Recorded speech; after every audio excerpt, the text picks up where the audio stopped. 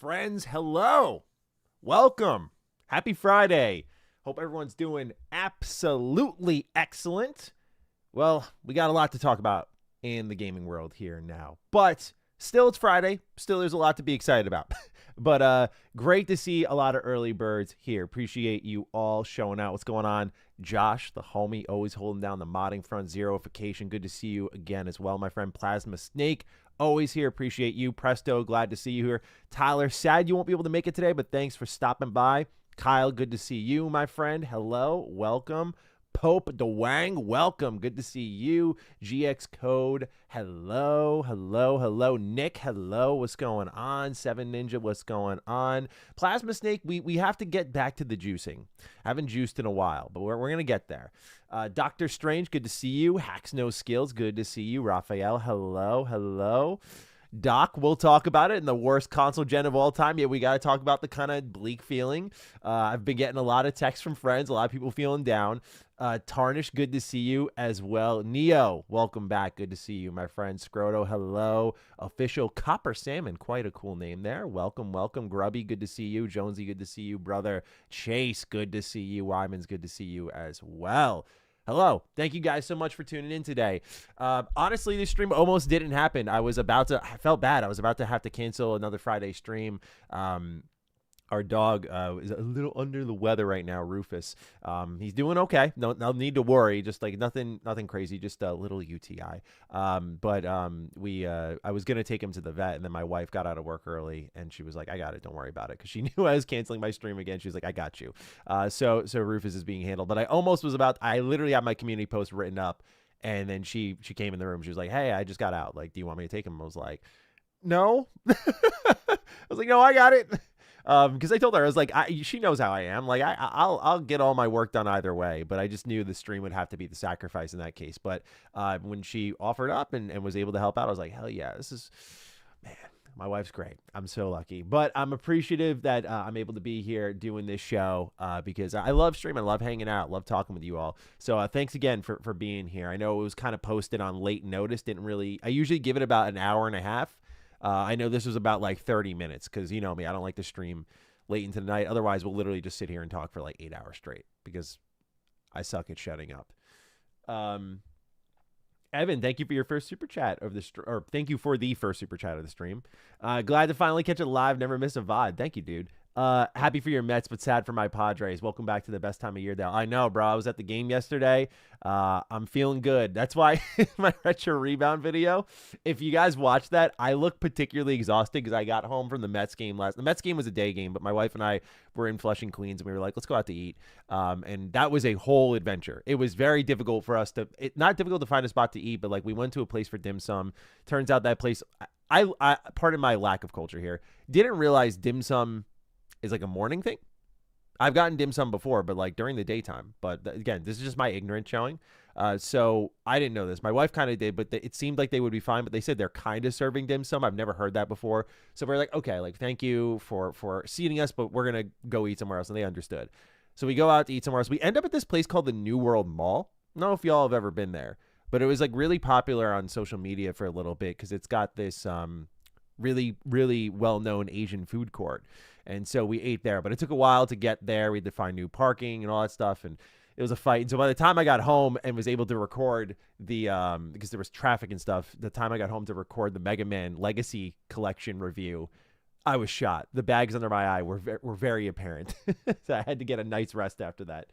But thank you for showing up. Thanks for supporting the Mets. As you can see, baseball mood. Got the baseball jersey on, but this is a basketball team. CZ, thank you for your donation. Appreciate you as well. And Hindsight with Hustle, my man. Good to see you, brother. Thanks for becoming a member. Panda Express. Not Panda Express, Aaron. No, we didn't get Panda Express. It was actually, like it was like a legit Asian food court. Like nothing there was really written in English. But like, yeah, I thought the food was solid. We got like freshly made hand-pulled noodles there. The stir-fry noodles there were really good. I enjoyed those. But we also got like some dumplings there. That was solid, but like I'm not even like the hardest. I'm not a picky eater. I'm not. I eat a lot. But it was a little bland. I think this one place my wife and I have gone to is has spoiled me. It's called Kung Fu Little Steam Buns Ramen. If you ever go to New York City, this is my place. They have, I think, 3 spots in New York City. One's in Hell's Kitchen. That's my favorite spot. I think there's another in Midtown. I'm trying to remember. But yeah, if you're ever in New York City, Kung Fu Little Steam Buns Ramen. It is so good. It's a Michelin star restaurant. It's so good. But ever since then, bro, I mean, we get local takeout. It's great. But yeah, we've been snake bitten a little bit with some of our local Asian takeout. You're a Mets fan, but like the Bulls? No, Unit 4. It's just like one of those things where I saw this and it was at like a thrift shop. And I was like, this is like $20. I was like, dude, are you fucking kidding me? Like, this is sick. I don't know where else you could find that.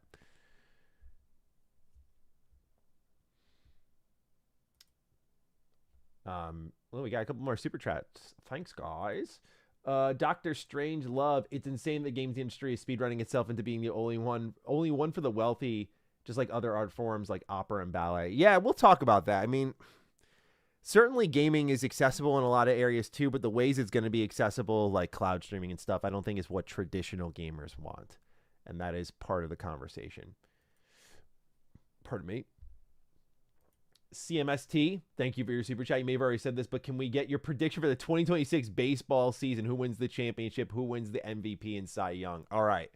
I don't know if they win a championship, but I really like the A's this year. I loved them last year, but I think they've got some experience under their belt. I think they go pretty far this year. So I like them as an underdog. Championship team. How do you not talk about the Dodgers, dude? Like, they did it again. The Mets play like they did yesterday. I mean, minus the pitching, like, good contact baseball. Watch out. Trying to think of other teams that are kind of on my radar. I guess, I mean, since we're playing the Pirates, I got to say they've made a lot of signings. They're going to be interesting to watch this year. MVP, got to give it to Juan Soto, bro. Come on now. Cy Young,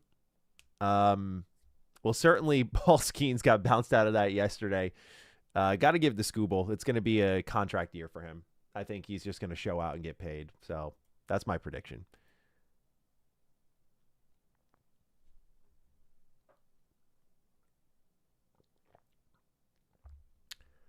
Let's catch up with the chat a little bit here.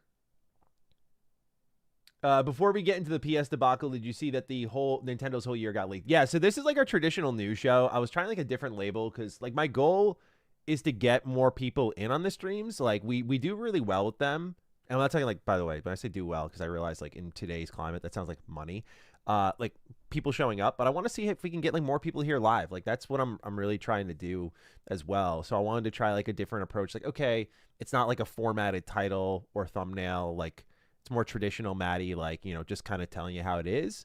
Let's see how that does. But I say that because we're going to talk about Nintendo's whole year leaking. That's one of our subjects. I have on my docket here 2 PlayStation conversations, which is why like it's really named after them, because we're going to talk about the price changes. We're going to talk about them shutting down another studio, but also kind of like a surrounding live service chat. Like we're going to get into the marathon sales. We're going to talk a little bit about, just like where PlayStation's headed, like how they're going into this like rebranding of the PlayStation Network and what that can mean. We talked about that last stream, but I think the meaning behind those stories has evolved a little bit inside, like with these price changes in mind and these studio shutdowns in mind.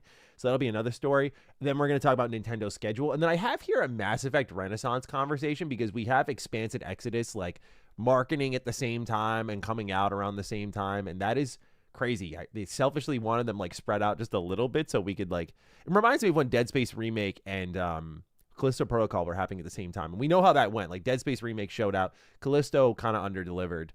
For a lot of people, hidden gem, but for me, like under-delivered for sure. And so I'm hoping that like both can deliver. Although I will say right now, The Expanse really has my adoration. I'm feeling pretty good about that. But I thought since we're like very Mass Effect driven here, we'd talk about that as well for a little bit.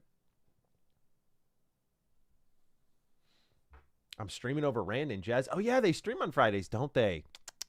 Man. Silly me.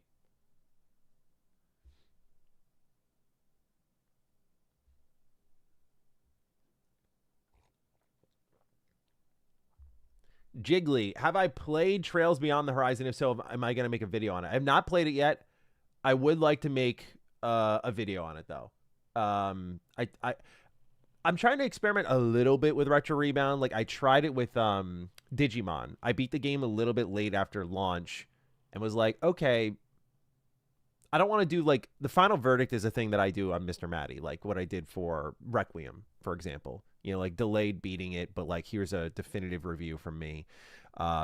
You know, I did the same thing for Kingdom Come Deliverance 2. I don't want to do that for Retro Rebound, but I tried it a little bit with Digimon, and I liked how that went, and the conversation around it was pretty good. So I think I'm going to try the same with Trails, although I have to be... I call it plan your flops. There are videos that you put on the... We have like a list, Josh and I, that we like put on what we think will...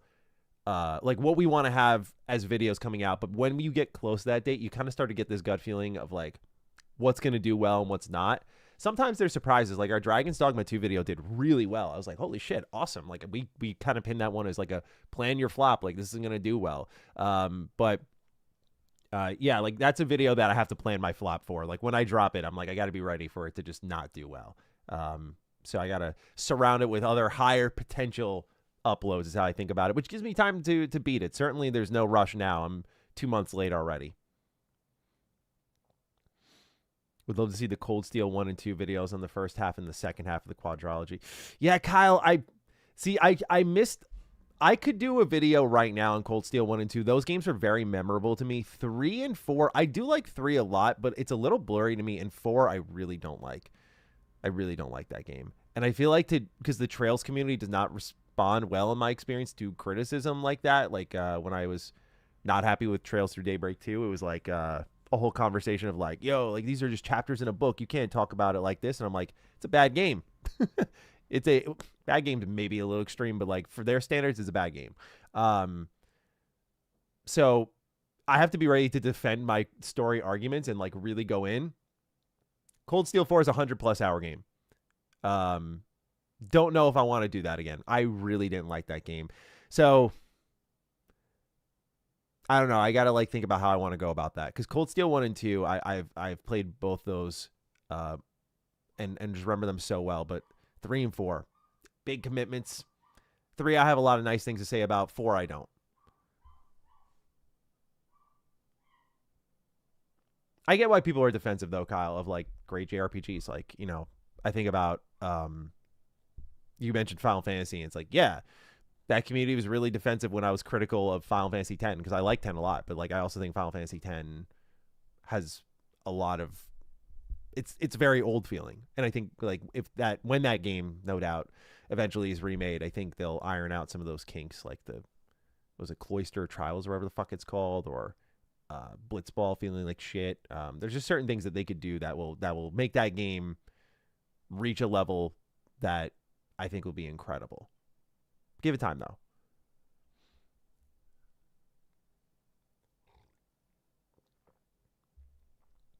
though. Goop Goblin. The hell of a name. I loved Atomfall. That was in my top 10 when it came out. I really, really liked that game. I actually was pleasantly surprised by that one because I went into it thinking I was going to get, you know, like a kind of buggy game that wasn't very good because what I had previewed back that prior August was but when I reviewed Atomfall, I was so happy with it. Like perfect size of a game.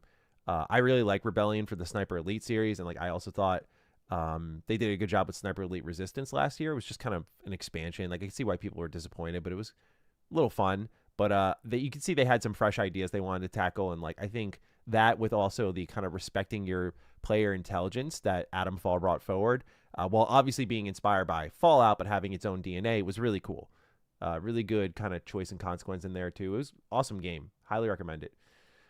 Mets live stream when? I guess right now. The game's on right now. If I really wanted to try multitasking, I'd put the game on now, but I don't want to be disrespectful. I'm probably going to miss the Mets game today. We'll see how quickly we get through the stories. I'm not planning for a 4-hour stream like last time. I need to I was telling my wife I need to reel it in just a little bit because like today I still got to review the Marvel Maximum Collection. We're going to be talking about that.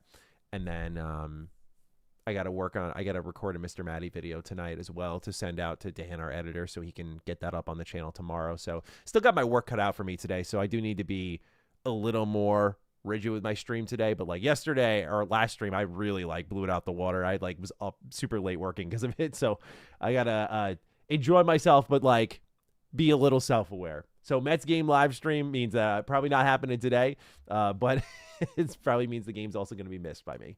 Nerf Ninja, thanks for the stream. Thanks for being here. Appreciate you. Deos, thank you again for super chatting. You've been really supporting the streams, and I appreciate it. There's a price point for consoles where PC just makes more sense. The PS5 Pro at $900 is already there. For the new Xbox, would that be at $1,200 or more? Yeah, we're gonna talk prices as well. That's why I got a lot of statistics up here. We're about to dive into our first story, so I appreciate you guys' patience. Just want to let some of the early birds roll in. Yeah, when it comes to like the PlayStation 5 Pro pricing, it definitely is a alarming number. Like, you understand how we're getting there, and I'll get into that. Like, the conversation has evolved since like Xbox first jumped the prices, where it was like, what the hell are you guys doing? And the realization that these will not fall back. But now we're at a certain point in the conversation where we see like where pricing is kind of being felt out with like AI gobbling up like all these GPU parts, RAM, all that stuff. Like, it's jumping these prices astronomically, and you kind of can lock in that PS6 and Helix would be $1,000 plus devices. And I just think even for very hardcore gamers, they're going to raise an eyebrow at that and try to assess their options elsewhere. And I think PlayStation knows that, which is why they're trying to build the kind of walled garden strategy. Because, you know, like, that's the only thing that, like, why would I do that? Why would I spend that much? It's like, well, we have this, and that, and you can't get that over there on that PC that you want to build for, like, you know, yeah, you're already spending $1,000, so you're probably thinking to yourself, if I save up another $500, or I'm being very idealistic here, I save up another X amount of dollars, can I just get a mid-range PC and upgrade that over time? It's like, yeah, you could, but you won't get all this PlayStation stuff. And so I think that's what they're really counting on here. But, yeah, like, I don't know. PS6 is not looking good price-wise if the Pro is anything to go by. I think $1,000 flat is maybe the best you get. I don't know, dude. It's a little crazy to think about. I'm with you, Plasma. It's like, you know, I try to be sympathetic to people who are extremely pro AI and whatnot, and like see the potential in it, but you see how it's just harming, at least in my case, the things I love, like gaming, making it less accessible in a legitimate way. We're not talking about, oh, Unifor said the Mets are on tomorrow, not tonight. Did I misread my schedule? I thought they had a game today. I had my MLB app open. Hang on. You threw me off. I saw that shit. I was like, no way. Because that'd be great if I'm not going to miss the game. Oh, Saturday. Oh, great. No, they do play tomorrow. Pfft, sick. All right, we're good. Let's fucking go. What was I talking about? Fucking Mets. The PS5 Pro pricing. Ugh. Where was I? Oh, yeah, sorry. Accessibility. What frustrates me about with AI is that it's making the thing I love less accessible, not in a way of like changing the games. Like, we're seeing games change themselves to become more accessible because that install base isn't growing. So they're trying to make the games so accessible that anyone can buy it, and anyone can have any experience within it. And I just think if consoles were more regular, like easier to push, like, by the way, Nintendo obviously being the biggest beneficiary right now, I don't know how you don't look at the Switch 2 at this moment and go, okay, I'm seeing these things appreciate in value. I should probably get on this now, and it's in an affordable range, which is what the appeal of the console was. I get so frustrated with how things are now, because it's just like, you know, less people can enjoy such a beautiful thing. It's just so expensive to get into.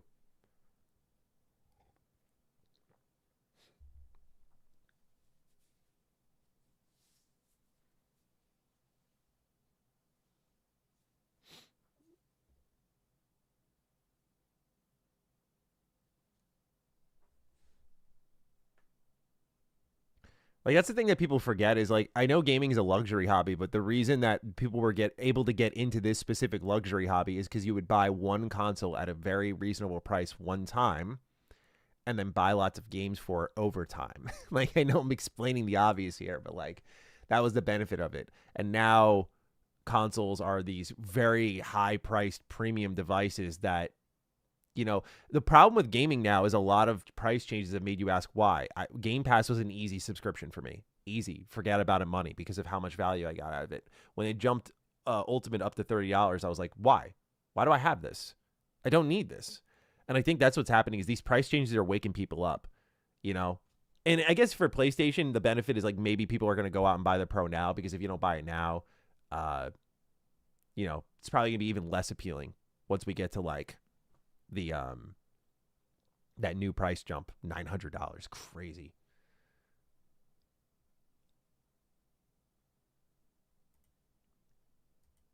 Did Xbox raise prices to avoid doing it twice?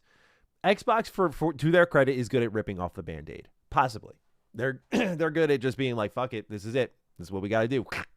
At least the past regime was. We'll see what this new regime does. But yeah, I mean, Xbox made up for it, right? Like, and again, with Game Pass, they brought attention to the price hike for that. And then also earlier that year, they tried to push $80 games because their eyes are bigger than their stomach. Just a lot of bad financial decisions across the board by them, man.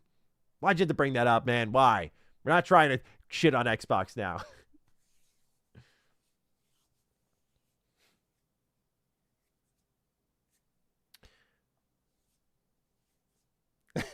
Centruzi, I know I say regime, and I only say regime because COG has put that word into my mind as like the casual way to refer to it as the new regime. That's what he says every time, and it's just like I gradually absorbed it because I'm like, that's how I describe it. Yep, that's how it is. All right, well, we got almost a little bit over 600 of you guys here. Let's get started with this story, man. There's a lot to be talking about here when it comes to PlayStation. I want to get the story going so that we can get the questions in and we can have the nice back and forth here. So let me just get my notes up here because obviously I don't want to make a bumbling fool of myself. That's why I take notes before our streams. But let's go ahead and do this thing, man. The first story, like I said, we're going to talk about is, of course, the PlayStation price changes that got locked in today. And again, the conversation has evolved a little bit since what's happened with the Xbox. So let's do this thing. All right. Ladies and gentlemen, here we go. We got more price changes to talk about in the world of now PlayStation. It started with Xbox. We've seen on the PC front, prices have screamed to the top of the mountain. It's just expensive to game no matter where you are. And I imagine eventually Nintendo will follow suit, although they are trying to resist to the best of their ability. They did invest in a lot of Nintendo Switch 2 units early on in this Switch 2 generation to avoid scalpers, and then they've cut back on their current stock, I think because they did overstock the Switch 2. And so I think that demand is kind of evened out a bit. And we'll talk about another time how Nintendo's 2026 lineup, we'll see just how many units that pushes because they got some good stuff on the way. But again, I think no matter where you're gaming right now, it's expensive. And for the first time in our lives, we're seeing that game hardware is an appreciative asset. It's something that goes up in value. Now, PlayStation 5, PS5 Pro, PS Portal have all jumped prices, and there's never a good time, but it's also come at a pretty unfortunate time because PlayStation as a highlight has been doing some interesting stuff with each of those. But let's get into just a little bit of background information. As of December 31st last year, more than 92.1 million PlayStation 5s have been sold, which is a pretty incredible number. Now, according to Matt Piscatella of Circana, 7% of all PS5 owners have purchased a PS Portal in the US, and PS5 Pro accounts for 3% of all PS5 sold. So this came a little bit after that sales data arrived from PlayStation there. So again, a lot of people getting the Portal, which I love to see. I am a huge advocate for the Portal, and I guess this is the only device that comes out of it, this price change, a little bit unscathed, as I'll get into, because I think it's still worth it at its current price tag.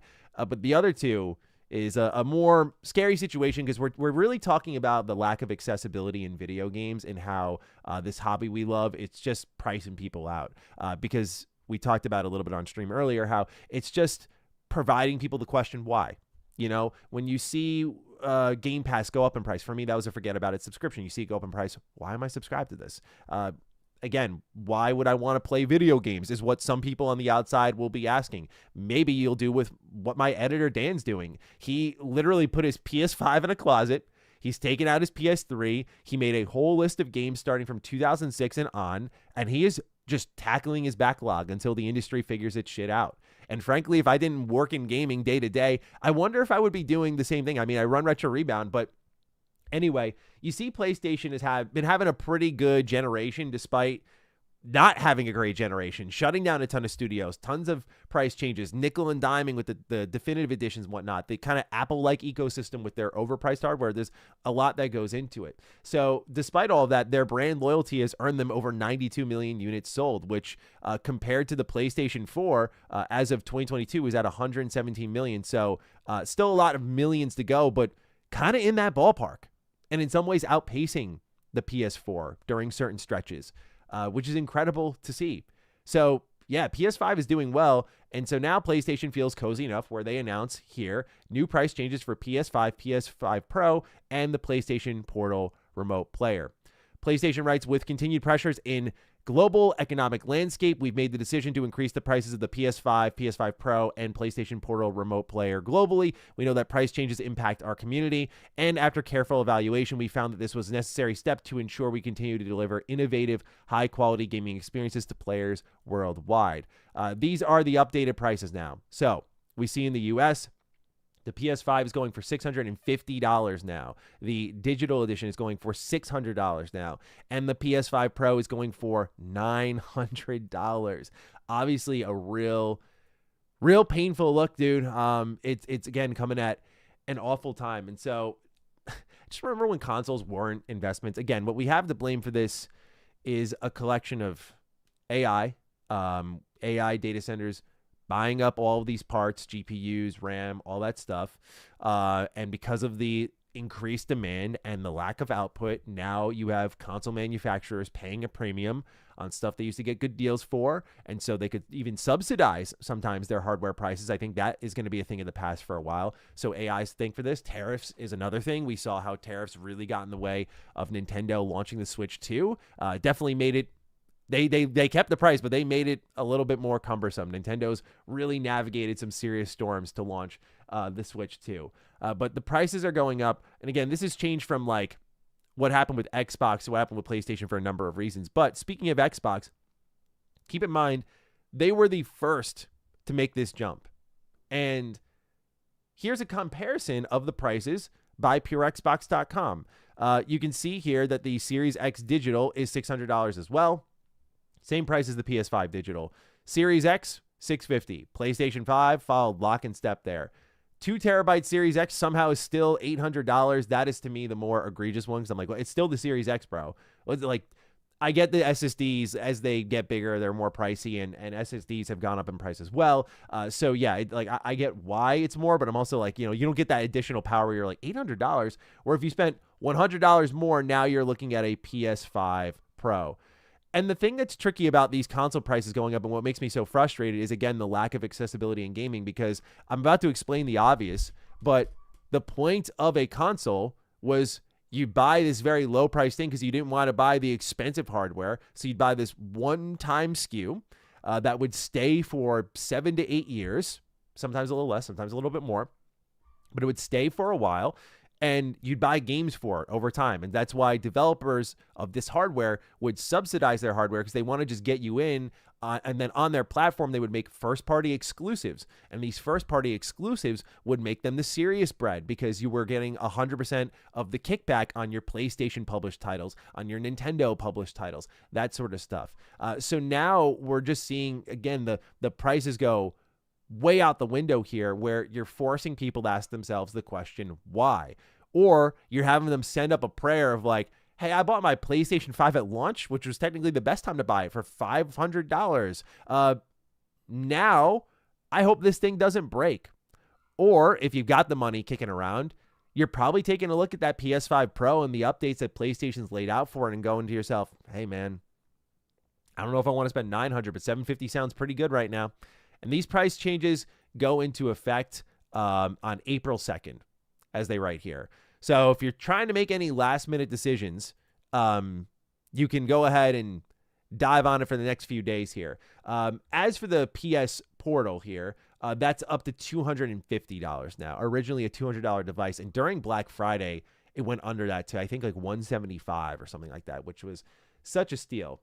The comparison's been made to Xbox in a number of ways here, so I do want to clear up one thing, and I'm doing this because I think we need to keep the conversation focused on what the actual problem is, because a lot of people saw this and went like, oh, I thought this would signal that you're done with hardware, right? Because Xbox jacked the prices up and people thought Xbox was done subsidizing their prices for consoles.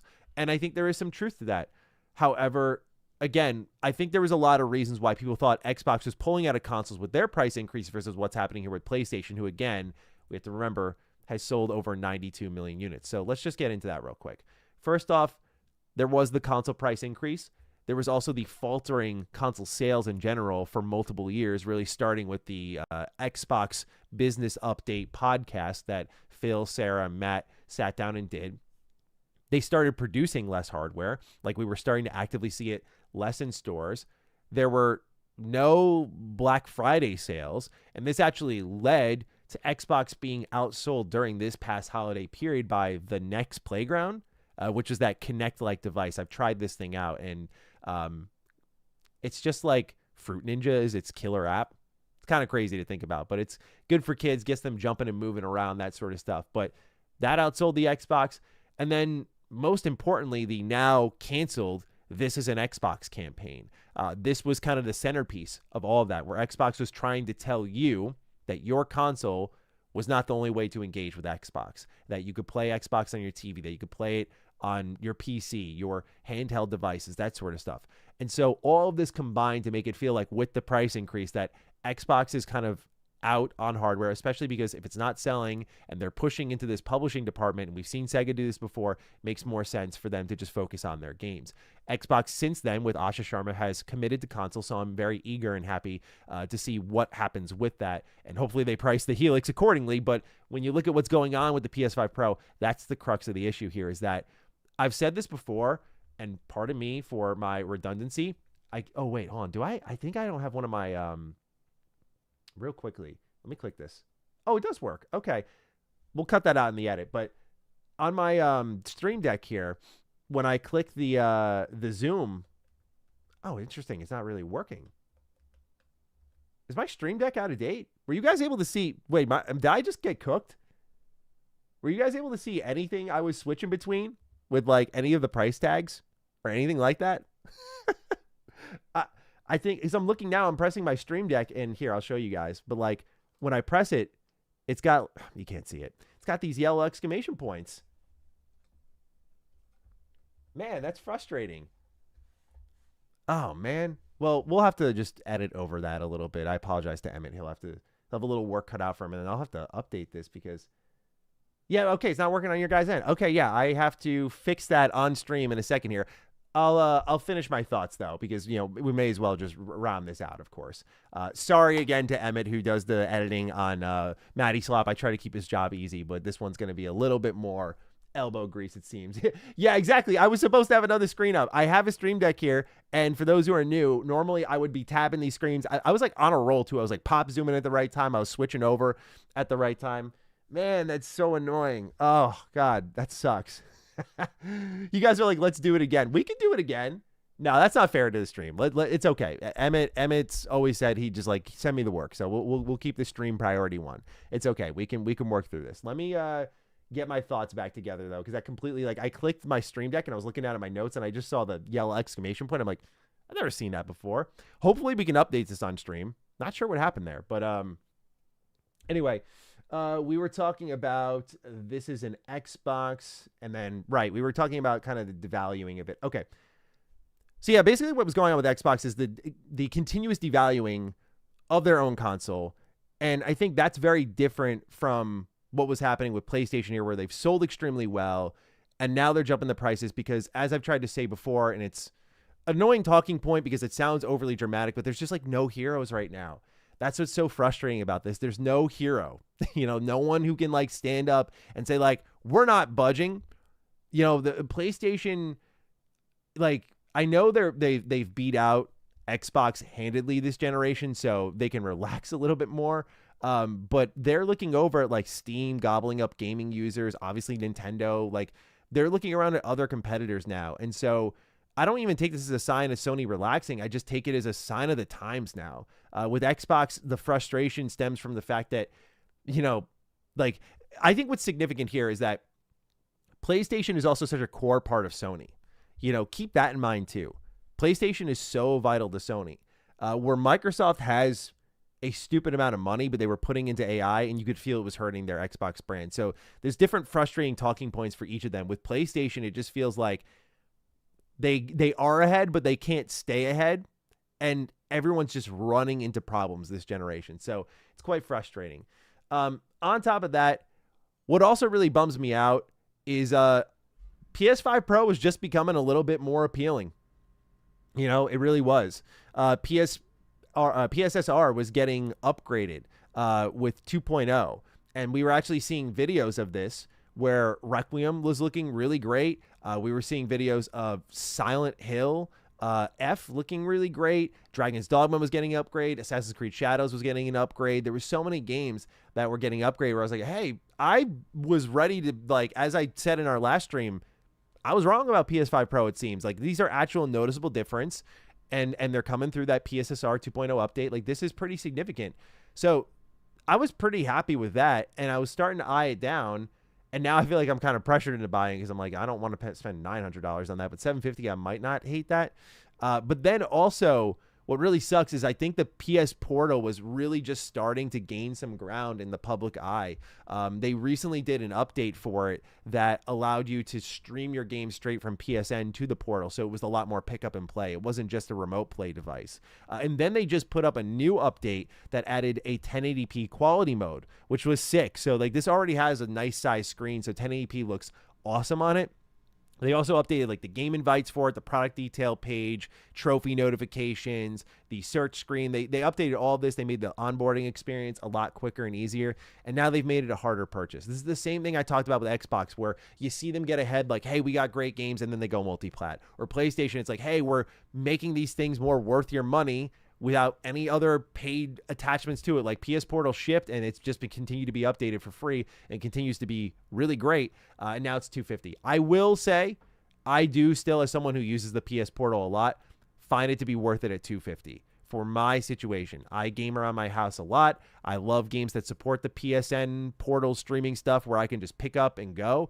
That's a lot of fun, and that's also it increases my gaming time a ton. Highly recommend people look into a companion gaming device of some kind if you've got the extra scratch for it. I got right here, this, which is the Logitech G Cloud gaming handheld. And unfortunately, I haven't used it as much because the xCloud or Xbox streaming app was just giving me a lot of issues. But honestly, any sort of companion device to let you stream your console games, if you're busy or you're kind of up and around the house and you want to pick up and play, these streaming devices do kind of end up being a game changer if you can deal with the handheld stuff. But really what this conversation says collectively to me is next generation's a very scary thought. That's what I thought of when I saw the PS5 Pro price tag. I was like, yeah, $900 is some serious sticker shock. And it's just so disappointing to see just gaming getting this expensive and just pushing so many people out. But it's also a scary indicator of what's to come, of what Helix, of what PS6 are going to be priced at. And I can't help but look at that and just shudder a little bit because I'm like, well, $1,000 plus. And then we go back to what I was talking about earlier. Okay, $1,000 plus for your new PS6 and your Helix. Who's showing up for that? I think a lot of hardcore gamers will because we make it a priority. But I think a lot of people are going to get shoved out. Why has this become a problem? Well, it's a compounding issue because eventually when that new generation is in full swing, a lot of us are going to be saying, hey, where's our exclusive Helix game? Hey, where's our exclusive PS6 game? As development costs rise, if you thought that developers hung on to the PS4 and Xbox One in this generation a little too long, this is me just making a prediction, but man, I can't imagine what it's going to be like next generation with the even slower adoption rate, given now we're factoring, last time was production issues because of the pandemic. Okay, now we're talking about not only production issues with tariffs where it's okay, where's the best place to produce this thing? I imagine most of these console manufacturers have figured it out, but also just getting people through the door and prices refusing to fall, and no one eating any cost. in some cases because they can. There are companies like Microsoft where I do expect them to maybe eat a little bit more. Sony, certainly, for how much they value PlayStation, I expect you to eat a little bit more. Nintendo's whole business is gaming. I'm happy that they're trying to eat it and hold that Switch 2 price tag. That's what should be expected, especially because you'll get your money. I'll buy your software, your exclusive software. I'll buy the third-party stuff there. But it does paint a very bleak image for that kind of transition to the truly next-generation titles, where, again, we already saw diminishing returns on visuals this generation, in my opinion, and maybe that next generation could push it more, but when there's only a small subsect of gamers on that Helix or that small subsect of gamers that are on the PS6 because of the price tag, because of maybe even availability, those types of factors kind of kick in. When those become major problems, I think we're going to be seeing the Xbox One and the PS5 for a long while yet. I think that's kind of the play, is that they're just going to hold on to these for as long as they can. Of course, I'd love to see by 2028, 29, these prices start to fall, but that feels forever away, and that's a lot of years to ask people to just be pissed off. So, yeah, man, this PlayStation situation it's a bummer. It's like with Xbox, it was more anger and frustration because I'm like, you guys have so much potential. What the fuck are you doing? But then as you see with AI and tariffs, you just start to see the real world consequences. I've kind of evolved into this state of more disappointment would be the right word for what PlayStation is. And it's, as I talked about with Valve, I got to give, and same thing with Xbox now, and same thing with Sony, I got to give it up that I can't fully blame them. I'm upset, but it's like, these are circumstances that we as common consumers even feel, like upgrading your PC is an arm and a leg now. I can't believe the price of SSDs. I can't. I look at them like, are you fucking serious? That's where we're at. And then these hardware manufacturers for like consoles have to put all these parts together and then somehow keep them at a low price, even with special vendor deals. It's just sad. Because why I wanted to, like, I'll tell a story here. I was purely excited for Switch 2 because, I love the Switch 1, but also it was in a nice, affordable area. I went to the midnight release, and there was a level of going in there knowing that I remember saying to my wife on the ride there, I was like, this might be it for a while when it comes to just like regularly priced hardware or just midnight releases that we can enjoy. I think this was like pre-AI gold rush, so I think it was more so the idea of like, we got robbed is what I'm kind of getting at last generation. Xbox Series X and PS5 coming in the mail, that sucks, dude. I want to be out there in a midnight release with the homies, people I don't know, my brothers in gaming, my sisters in gaming, just getting to know people online. Like, that's the sickest part of it all. And I love doing that for the Switch 2. Now it feels like with the, incoming prices and shortage of stock and that sort of stuff, it's like, how many people are going to show up to a midnight release? Like, I don't know. It makes me upset. I want gaming to grow because I love sharing those types of moments. And like, I'm one of those people who watches the midnight releases videos for like PS2, for Xbox 360, and watches people just like hanging outside talking. No one's on their phone, that sort of stuff. So part of my boomer memories there, but man, it upsets me. That's the transition here. It's gone from anger to just kind of disappointment. So that's how I'm feeling. And I'm curious to see how everyone else is feeling. So fire away, ladies and gentlemen. I got to hear from you all. And let me get this video over to Emmett because certainly he's going to need some time to do the edit for this one. I don't know if he's in chat, but I'll shoot him a DM and let him know, like, hey, dude, gotta figure out this Stream Deck thing. I don't know what the hell happened there. But chat, I want to hear from you. I want to know how you guys are feeling about what's going on here with PlayStation pricing and just where we kind of stand as gamers. Is Maddie being a little dramatic? Certainly, you'll let me know. Wow, I missed a ton of chats. Holy crap. I'm watching it all catch up now. Sir Slim Bread saying it beautifully. I understand, but I don't like it. Yeah, exactly, dude. Like, I get it, but I'm not happy about it. Let's see here.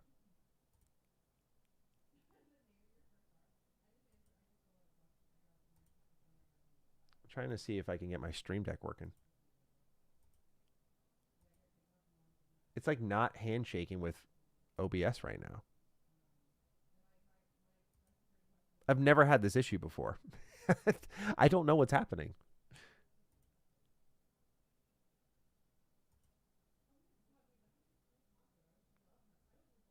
I'm going to catch up with chat in just 1 second, guys. I just want to make sure this is all. Let me update the firmware. Update successful. All right. Let's see what we got. Why is it not working?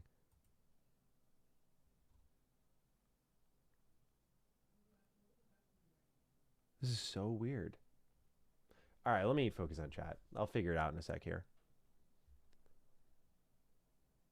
I got several minutes into this before I realized it was live and not a new Matty Stop video. I guess I'm doing a good job. Why is PlayStation seemingly ruining their own flow? I think it's just, that's the thing, is there's no heroes. I think it's unavoidable, and that's what makes it so sad. Like, you get it, but it's so sad. Like, it's like, damn, dude, we can definitely do better in this.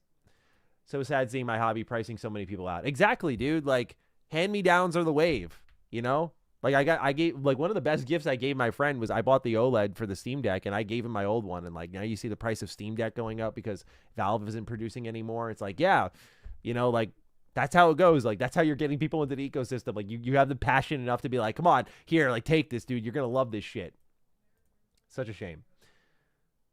Let's see. I missed a super chat from McLovin. Joined the stream late. Shout out to MrMattyPlays for saving the Friday stream. Indeed. We love Mama Matty Plays. Buttery Cheeks. That's a crazy name. Hey, Matty, do you think at this point Valve should scrap the Steam Machine launch and maybe retry in 2028? I'm waiting for a powder keg moment like that. I don't want... That seems like a little extreme because I don't know what really goes into planning this sort of stuff.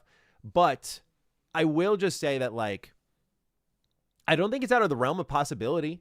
You know, like, I don't think it's crazy to suggest that and be like, yeah, you know what, dude? Like, Valve might just be like, this is bad for us. But how many do they have produced already? That's the other question. Like, how much stock do they have? Is it better just to hold out and wait? It's not vital to Valve's plans to succeed as a company. So do they need to ship this ASAP? Is it better just to let it all sit in a warehouse? Like, I'm waiting for that. Pardon me. Holy crap. That powder keg moment. Because, I mean, we're seeing handhelds. There was a PC handheld, and granted, it was like a high premium one. It was the something Neo. And it was being sold for like $3,000-$4,000, that sort of thing. So I wouldn't be too surprised.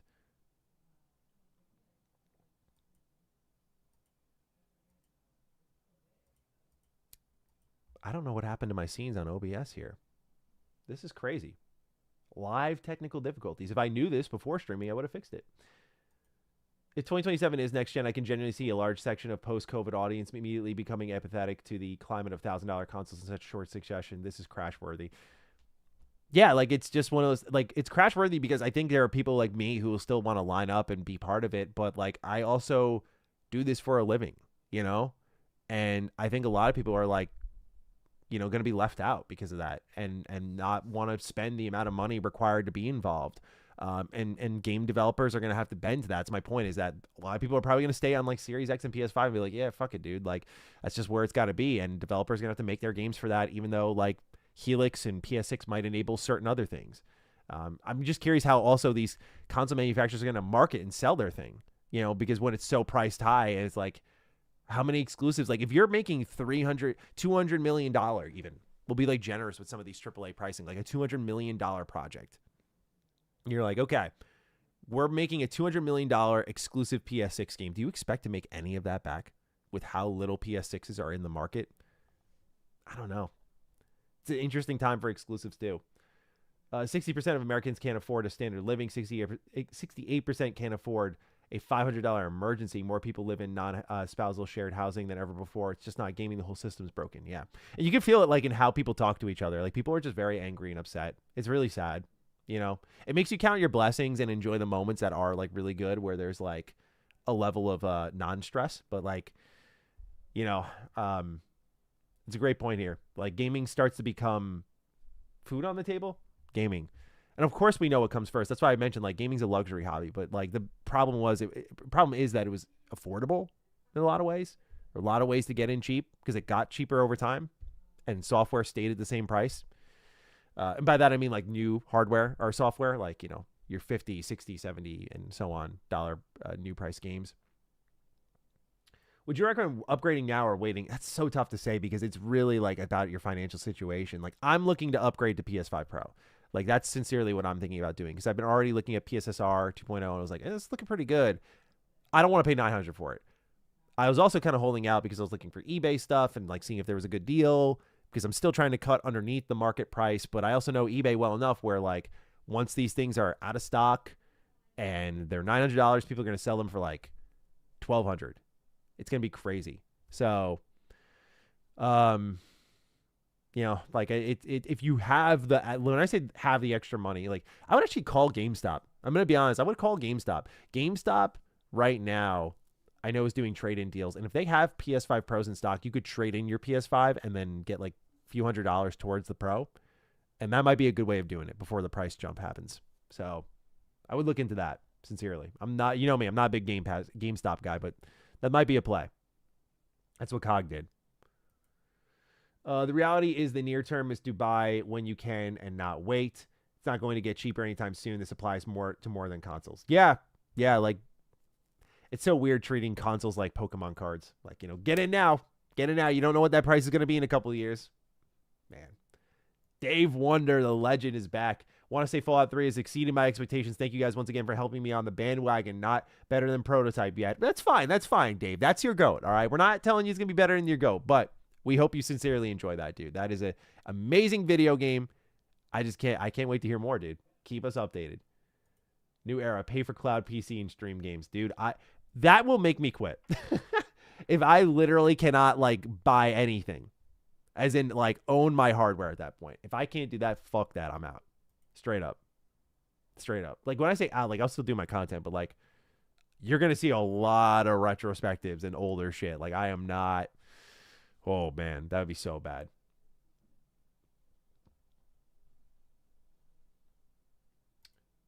Didn't you recently speak with Todd? If yes, any news on Fallout? I did not. Mortismal Gaming did. IGN did. Greg Miller did. I have not spoken with Todd. I don't have a personal line to Todd, nor would I ask for one. So the last time I spoke to him was during my interview. That was the last time I talked to Todd. So I have no news for you on Fallout. I appreciate it. If I ever somehow had a scoop on Fallout, though, that'd be terrifying to break because our poor community, man, we're like just starving out here. You know. Thank you for super chatting, though. I really appreciate it. But no news on Fallout, at least right now. Just that the Fallout 3 remaster has been leaked a million times. It's on the way. Give it time. But yeah, just otherwise not much happening.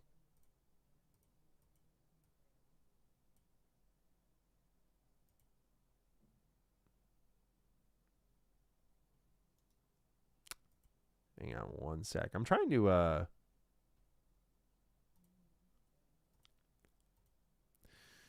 I think what happened is my OBS lost integration with the... I don't know what happened. This is going to be a problem if I can't show you guys. Can I click on the scene here? Let's see if this works.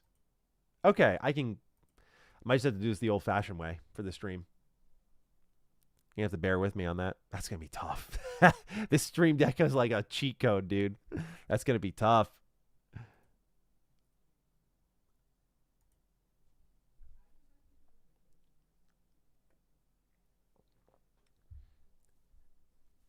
Long live indie games you can afford mid-range PC that you can use for your Excel sheets and play games like Absolem and Silksong. Yeah, indie games and their kind of low demand, I think are like it's a real great time to be making indie games. It just really is. Like, not that there was a bad time per se, but it's just a really good time to be out there making indie games because, like, you can just, dude, like, think about it. Like, you can make these like low demand games and sell so many copies, and you could be everywhere. Like, it's just a win on every fucking level.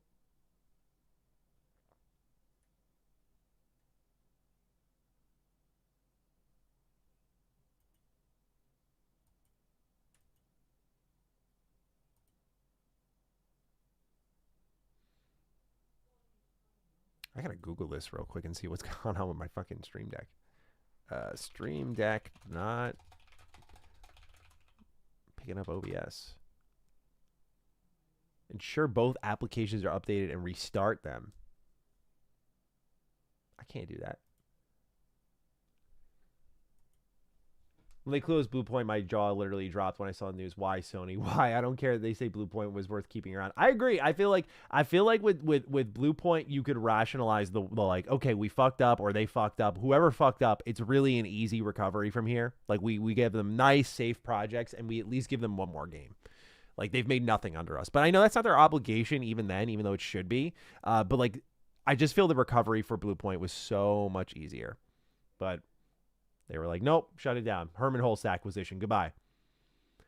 What price would be too high for a new Xbox? Let's see here. I'm factoring in the set expectations that like Sarabon was like, it'll be premium. We're seeing this kind of PC mix.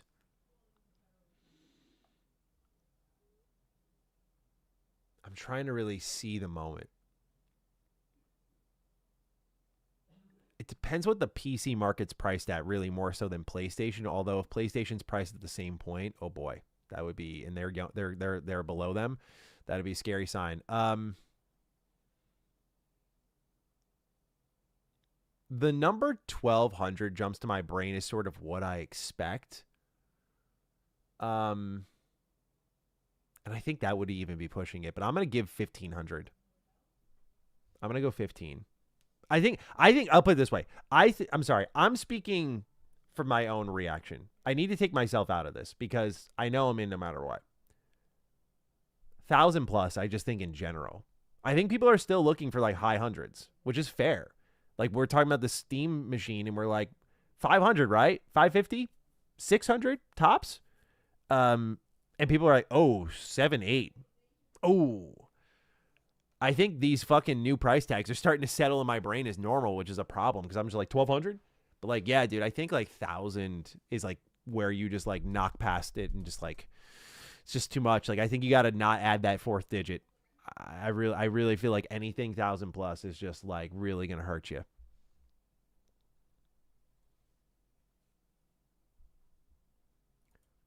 While saving for Switch 2, I crammed my backlog. Right now, most of my Nintendo Switch 2 playtime is Switch games and indies. Good incentive for how expensive everything is. There you go. Yeah, dude. Like, again, for you all who are watching this and aren't like, I mean, we all care about what's coming out and what's next. You should just be more picky than ever at this point. You know, like there's no reason to rush into anything from hardware to software. I mean, there is reason to rush to the hardware, I guess, based on our conversation. But when I say that, I mean like, I feel like you all can control so much of this, and these kind of prices getting jacked up is only a result of like, I think people still willingly purchasing and engaging. But if we're like all going back to our like a lot of people are going back to their backlogs and whatnot and focusing in on that, I mean, could send a strong message. But you know, because I think about that, like how does PlayStation, Xbox, and Nintendo respond accordingly if they are like jumping these hardware prices and people are like, nope, going back? Like, how do they react to that? Like, hey, we're going to just go back to our normal price tag. Like they have to move these prices knowing that people are still going to keep going. Right? Maybe they just don't care. There are two parts of the OBS plugin. Steam Deck plugin, OBS plugin. I'm sorry, I'm still reading up on this because I cannot switch scenes on my Steam Deck. Maybe I need to unplug it and plug it back in. I'm gonna try an old-fashioned one. Hold on.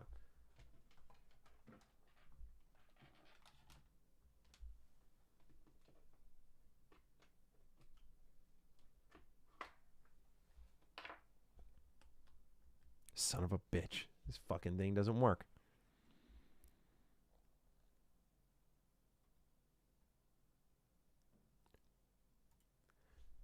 What's the over-under on Xbox dropping devastating news to eclipse the PlayStation price hike? I was just talking about this with Emmett. I was just talking to him about this, saying how, because he said, like, you know, Xbox is going to drop big news now. You know that, right?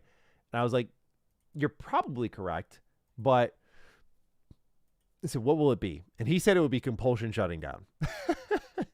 But Compulsion's hiring for a new IP, so they should be good, at least for now. Who knows nowadays? Should be good, but who knows? Xbox tends to surprise us. Let's see. What rate could they step on right now? I think it would be like Asha, for such a great move in killing this as an Xbox, is balancing it out with like something equally like on the opposite end of the spectrum, which would be stupid. So Here's the first all AI Xbox first party studios game. That would be enough to distract from PlayStation's price jump.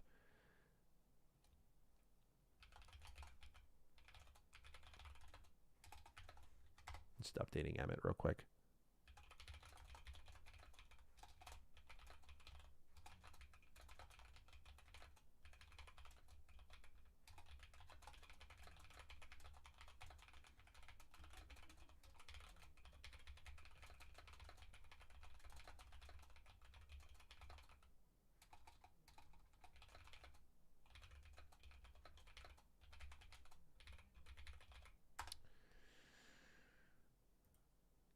Okay.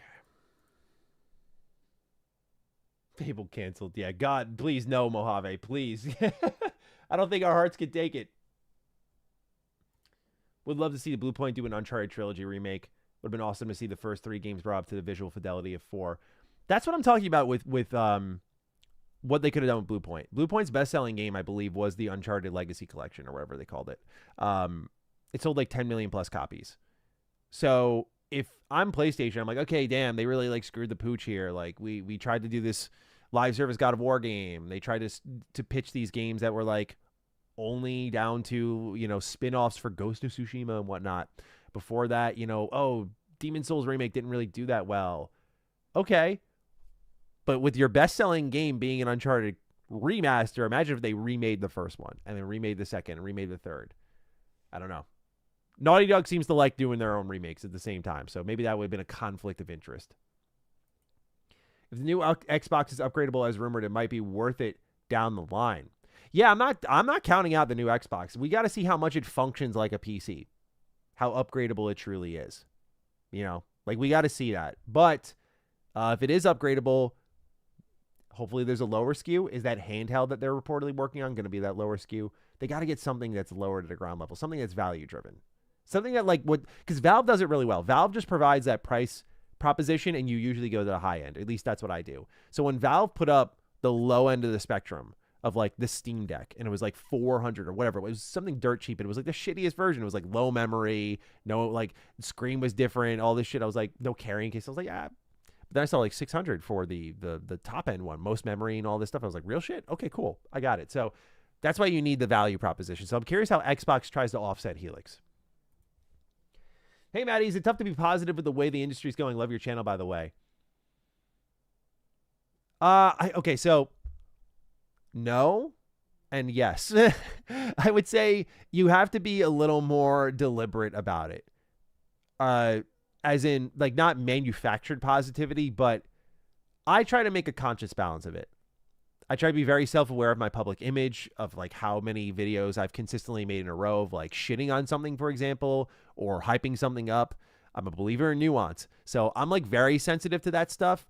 So I try to consider the broad spectrum of all my channels. Like I don't mind firing up a stream and shitting on PlayStation today because I just posted on Retro Rebound a review on Mega Man Star Force Legacy Collection, and I fucking love that thing. Not just the game itself, but I was really impressed by Capcom's effort. Not only that, but I also posted just like 12 hours before that on Matty Slop how I'm really hype about this Dragon's Dogma 2 DLC tease. So for me, I'm like 2 for 3.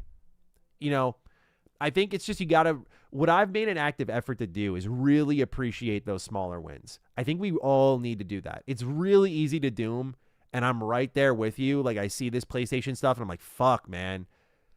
You know, it's frustrating. It's upsetting. But I don't think it's all, you know, worst case scenario. And there are a lot of good things happening. I think it's just less traditional good stuff. Like I, and many of you grew up, I think about let's think of the bread and butter of the Mr. Matty channel.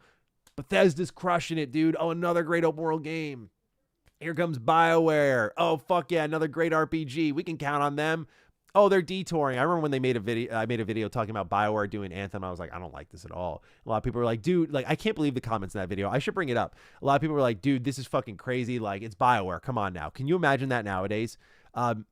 So now where you can kind of trust things to be like really great is like indie right now, but that's like lesser known quantities. Like these companies that and developers that we've grown up supporting are less reliable, and we've seen their spots be taken. Like Bethesda Game Studios, I will still continue to champion them as I want them to be great. But Warhorse after KCD2, I'm keeping my eye on you. That's the hope. That's the truth. So it's just about where you look, I think. at least. And so you got to balance it out. You got to make an effort. It used to come a lot more naturally. So for me, I don't have an issue being positive, but I do find modern gaming a bit more of a drag. And as someone who runs a channel on both ends of the spectrum to great success, like I run a modern gaming channel that's popular, I run a retro channel that's popular. It's easier to run the retro channel because that audience is fucking amazing. Sometimes the modern gaming audience is a little more fickle and unpredictable, and it's a little anxiety inducing talking to people who are in that part of gaming. So yeah, it can be a little more tough for sure. But I think if you look for those positive moments and you embrace them, again, it's very easy to be negative. It's very easy to kind of stumble into that. I think sometimes it takes a little bit more of that active effort to like champion the positivity as well. So thank you for this question. I appreciate you asking me it. When I have to start saving a year or so in advance for a console, something is seriously wrong here. I love games, but damn. Exactly, dude. Save your money, Dave. You're here. We love having you here. Save your money. You don't got a super chat, bro. But I agree. Yeah, like you got to start budgeting and whatnot, like using like Rocket Money apps or whatever, and like saying like, hey, put a little of this money over to the side for the next year or so, and I'll have $1,000 to the side for whatever PlayStation or Xbox comes out. With the way things are going, I think people will find it easier to realize you don't always need the newest thing. It's not always worth it. Well said. Really well said. Completely agree. That's what I was trying to say, but I said it in so many words. Yeah, sometimes you don't need the newest thing. I think the problem is the next step from there are the people who try to defend choices that Sony, Xbox, Nintendo make and go, just don't buy them, bro. This is complete fucking dog shit, but just don't buy it, bro. And I'm like, I don't get down with that shit, you know? Like, that's where I get my back up a little bit, where it's like, oh, you're not buying it? You can't say anything. I'm like, I absolutely can, because awareness and information are everything nowadays. So, yeah, like, I'm with you, heroic blockhead, but I think we're one step away from people taking that another step further and being like, hey, just don't buy it then, bro. Who gives a fuck? You know, but it's like, well, we can do both things at the same time, right? We can not buy the PS5 Pro at $900 to send a message. At the same time, we can also be very upset that they're going to jump the price, you know. Sony games equal third person, clean art style, linear, simple story. Games flopped on Steam. Do exclusives matter if they don't go back to their roots? I agree that PlayStation needs to experiment a little bit more, get a little more weird. I can get down with that. I would say, though, I don't agree fully with your stance on all of their games, but I see the generalization creeping in. I imagine PlayStation is very aware of that. And the problem is the ways they've tried to break out of that have been terrible. Like Concord was interesting from the outset, to me at least, because I was like, oh, first-person shooter from PlayStation? Hey, I remember MAG. What do we got here? Obviously, we know what we got there. Yeah. So things like that did not go over well. Okay, Guerrilla Games is doing something new. Different art style. Horizon Hunter Gathering. You know, like, that's the problem, is the experimentation has not been found in the places I'm most interested in. Like, that's why I'm actually interested in Intergalactic The Heretic Prophet, because I'm sitting here like, okay, it's a new IP. It's a new fucking IP from one of their premier studios. Sick. Okay, I can get down with this, you know? And obviously it's the studio that really led the charge into what a Sony game would be, that third-person over-the-shoulder cinematic adventure. Except this one's like sci-fi. Looks cool. But I think exclusives do matter. I've always argued for that, especially if you're PlayStation. It's like you're creating that walled garden, you're jacking up prices. It's like, okay, dude, those games got to be fucking sick now. The pressure's higher, for sure. Sony pulled out of PC Mobile knowing this was coming. When the price gap between console and PC is no longer notable, you can't give other platforms leverage. Well said, IceCap. You're on fire today. Appreciate you. What do you think about the Doom reboot trilogy? Id's engine is so good, sometimes I wish Bethesda used it for their games rather than Creation Engine. Their games are great, and another DLC is coming. I love the Doom reboot trilogy. My least favorite of the three is probably the newest one in Dark Ages, but like when you're saying least favorite, I'm picking my favorite kid right now. Like, they're all great. I'm really interested in... I haven't actually messed around with Doom DLC. Now you say that.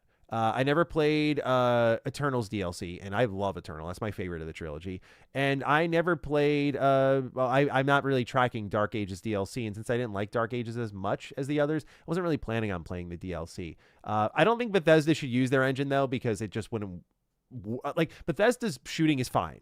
It doesn't need to be more than, I mean, it's good even in Starfield. But I don't think it needs to be more than that personally. So from my point of view here, I would rather them stay with Creation Engine or whatever helps them make the best RPGs. But I feel where you're coming from here. Its engine is very good, feels good, runs well. I'm very keen to see what id does next after Doom. I think they're moving on from Doom. You'd have to imagine. I used to imagine the day where I wouldn't have to worry about being able to afford gaming or relying on my parents. God tested me for real. Backlog, though. Francisco continues to be the GOAT. They experimented a lot during the PS3 gen. Yeah, we talked about this on Retro Rebound. I showed a ton of games. They experimented a lot. PS3 was a really fun time to be a PlayStation fan when the prices actually were like sustainable and not disrespectful to the customer. But yeah, they had a lot of cool exclusives there. I mean, obviously, I think of some of their, again, I go back to Guerrilla, like them making Killzone initially was sick. Sly Thieves in Time was a thing. Ratchet and Clank was doing its thing. Uncharted was new at that point. We got so many weird games during that generation. What was the game? Oh my God, I'm trying to think of it. It was a launch game. Oh my God, what was the PS? Let me look at it. PS3 launch exclusives. It's escaping me. I can see its box art, but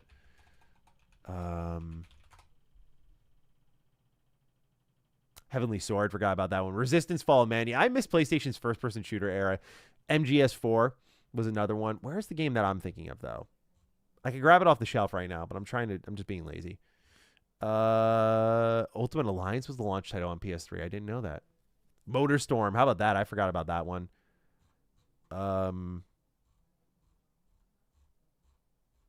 Untold Legends Dark Kingdom. I forgot that. Yeah, a little ARPG. That was one of my favorites.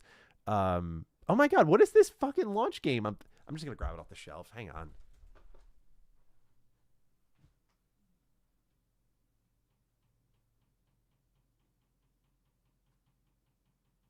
I can't fucking find it.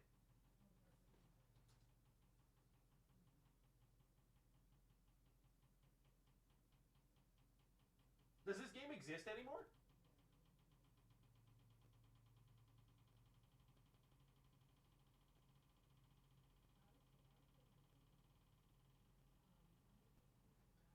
I feel like I'm going insane right now. I cannot find this game. I know I have it in my collection. Where is it?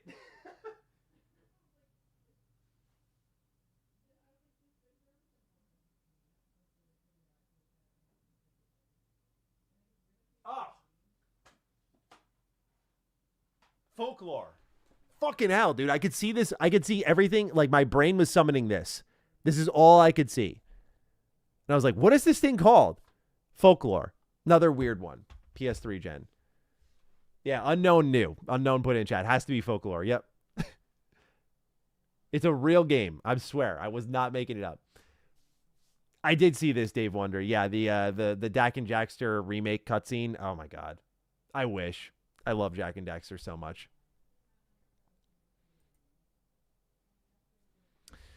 What a game. What a game. Let me put it back on the shelf. It's real.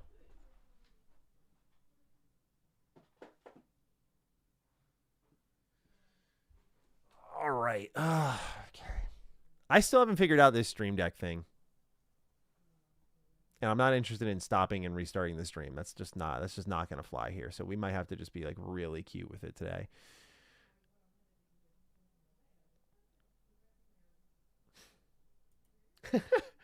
Now the bad news is out for PlayStation. When do they announce the Wolverine State of Play to take people's minds off the prices? Good idea. Good idea. I'd like to see a little more. I'd like to see a little bit more of Wolverine. I'm curious how they'll market this thing because of how many leaks happen with its story. But nonetheless, give it time. It's so funny. PlayStation just had such a great State of Play too. Like all the announcements they've been making, they've been riding too high. They just had to get humbled. They just had to fuck up.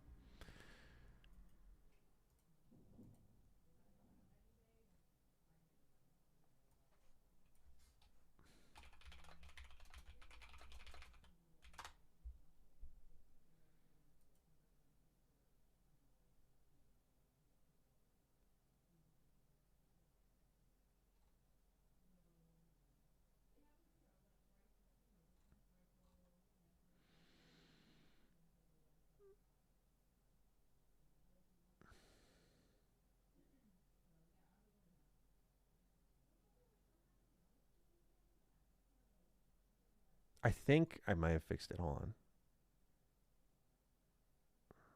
Where is it? I'm going to quit it. This could be huge.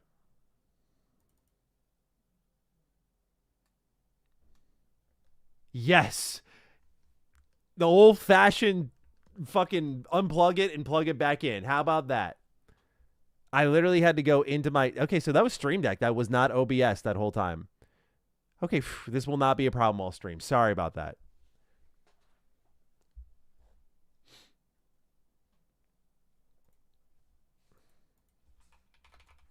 Let me just let Emmett know. Got the Stream Deck fixed. No worries on the future slot.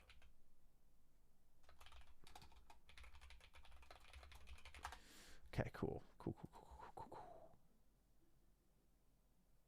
There we go. Shout out to right here, Don Zicane. This is literally bro. I go to Reddit for everything. Like that's the way I roll. Is like if I need advice on something, I just type in my question, Reddit. I just want to see the common man's take. I value it so much more. Like I think about reviews. I don't even watch most traditional reviews outside of like the ones I respect. Like I'll watch Jake Skill Up. I'll watch like Lucy's thoughts on things. Like I'll watch basically the FPS podcast thoughts. I love them. And a couple of others out there like G-Man I like. But otherwise, like when I'm about to make a purchase, like the first nudge is usually like Steam user reviews. Fucking love me some Steam user reviews, dude. They're sick. Love the common man. I'm one of y'all. I'm the common man. I gotta start putting my reviews on the Steam user reviews. That'd be kind of sick. You see concept footage for TMNT Last Ronin movie attached to the TMNT 2 re-release. So, oh, what? No, I didn't. Oh, man. I don't want to see that. I don't want to see that. I don't want to see it. I'm already a little bit annoyed today because of what's going on. I don't need to. No. We don't need to do that. You cannot do this to me, man. I'm a fucking Ninja Turtles.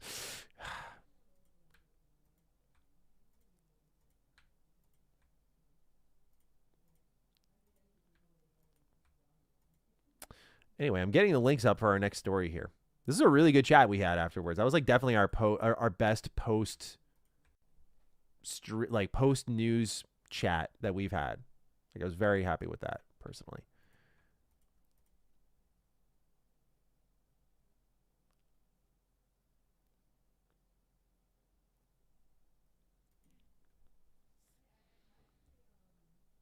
I'm so sad at that Turtles news. Plasma, I don't think I actually in general to the whole audience, I don't think you guys know how much I love the Ninja Turtles. You could argue I love them more than Fallout if you need like a little like you watch my content, here's the spectrum. Like I love the Ninja Turtles. I love them so much. Here's a random example. It was 9 at night. They were doing a re-release. Pardon me. They were doing a re-release of the first TMNT movie, and I just saw it on my phone on the AMC app, and I was like, you know what? I go to my wife. I'm like, hey, you want to go out? She's like, I'm really tired tonight. She's like, you can go though. And I was like, you know what? Normally, just hang out at home. It's late. Night of work is done, but I went by myself into an empty theater nonetheless and kicked my feet up and watched the Ninja Turtles. That's how much I love them. Chris the Killer, good to see you become a member, my friend. Thanks for subbing up here. Have you played Azura's Wrath on PS3? And also, do you use OG controllers when you play your retro game systems? To that first question, I have not played Azura's Wrath. To your second question, I got you, Dave. Hang on.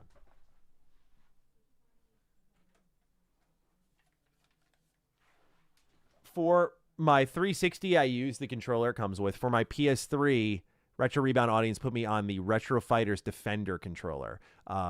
This works with your PS3, and if you're like me and when you're playing your PS3 and those kind of low resistance symmetrical sticks are a problem for you, this feels a lot better. Also, I like a bigger controller. That's why I love the Xbox controllers. They're my go-to controllers. So this fits that a lot better. This thing is great. Really great. You can use this wirelessly as well, and it holds a lot more battery than the 6-axis. And this also, by the way, I should mention, this is a third-party controller that has 6-axis. I accidentally turned it on. This is a third-party controller that has 6-axis support as well. So this is what I use. This is my special controller for PS3. It's really good.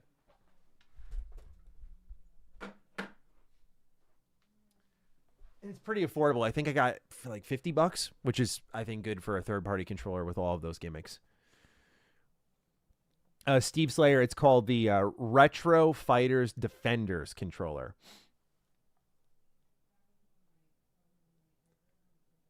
Maddie, did you check out the Star Wars previews? I did not. I did not check out the Star Wars previews because I have not even played Returnal yet. So I need to do that first. Thank you for checking in, though. Have you played Hunter the Reckoning on the OG Xbox? A new one was announced at the partner preview, and I immediately brought back memories of playing it with my brothers. Hunter the Reckoning. I've seen this box art before. Oh my god, I've seen Hunter the Reckoning. I have seen this box art so many times at Blockbuster. I know nothing about this. This is an Interplay game, though? Uh-oh. I'm talking about the original one. Interesting. I did not know. Hunter the Reckoning Death Wish is a first-person action game set in the World of Darkness universe. Oh. Oh, shit. Gene Park's in the building. Fuck yeah. Let's go, Gene. Good to see you, my friend. Let's go.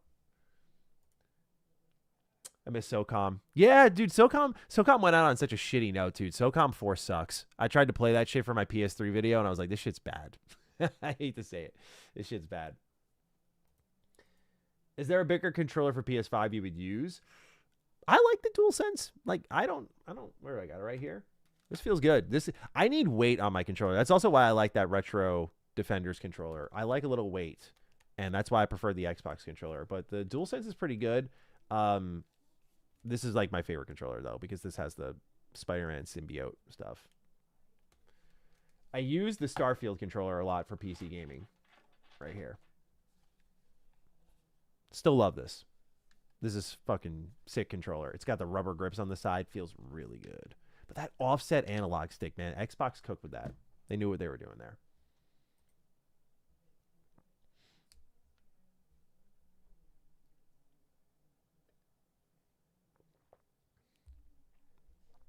Let me appreciate the heads up on Hunter the Reckoning. Now knowing the first Hunter the Reckoning, who developed it? I saw Interplay. Who developed Hunter the Reckoning?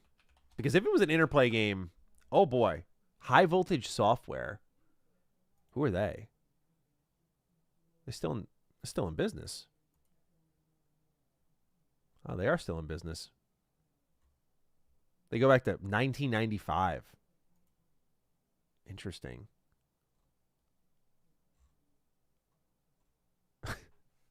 And their first game I see on their website for 1995 is...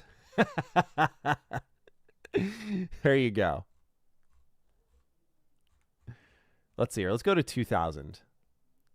I was conscious by that point. I knew what was going on by that point. Oh, I love this game. Today, I consider myself the luckiest man on the face of the earth. I think this was the one that opened up with that quote. Wow. Ground Control. Okay. I don't know that. 2002. Let's see what other childhood defining titles they might have worked on. Oh. Oh, shit. I might need to play Hunter the Reckoning. They did a lot of sports thing. Oh, okay. Interplay was the publisher. Save the people as you hunt the supernatural through dark alleys and sinister locations. Classic hack and slash game. Interesting. Yeah, I've not checked this out, but I'll look into the new one. I missed the partner preview yesterday because I was at the Mets game.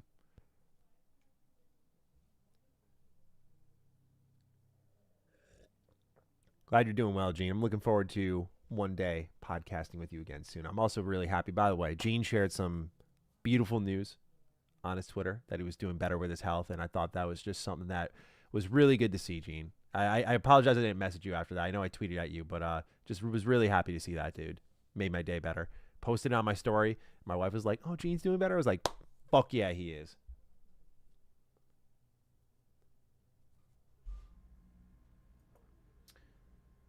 Which rumored Nintendo game would you will into existence this year? A new Star Fox game or an Ocarina of Time remake? Happy Friday. Happy Friday to you as well.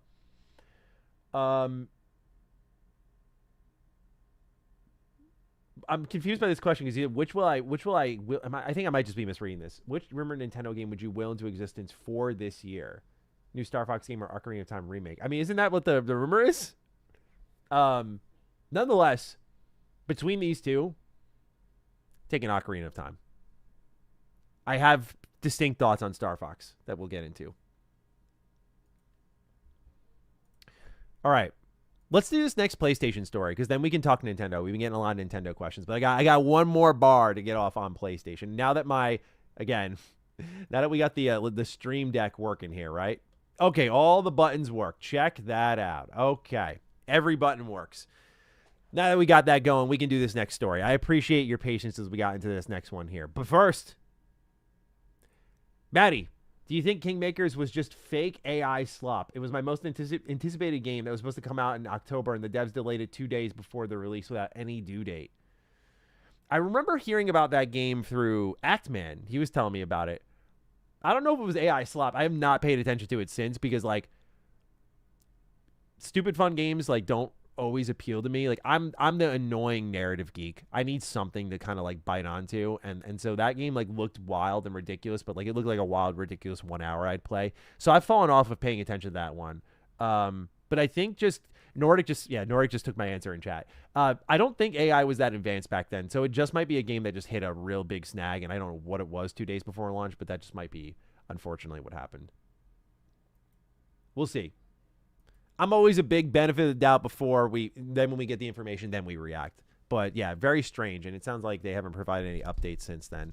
So that's odd, but I've not been tracking it.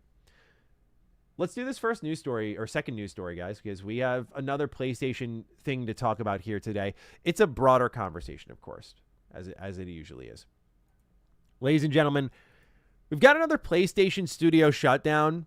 And if you're wondering how many it's been, we got the list here, thanks to Game Reactor. The list of studios that have been shut down since 2020 are Manchester in 2020. In 2021, we got Japan Studio Pixel Opus in 2023. London, Firewalk and Neon Koi in 2024. Bluepoint and Dark Outlaw Games now is the latest to fall.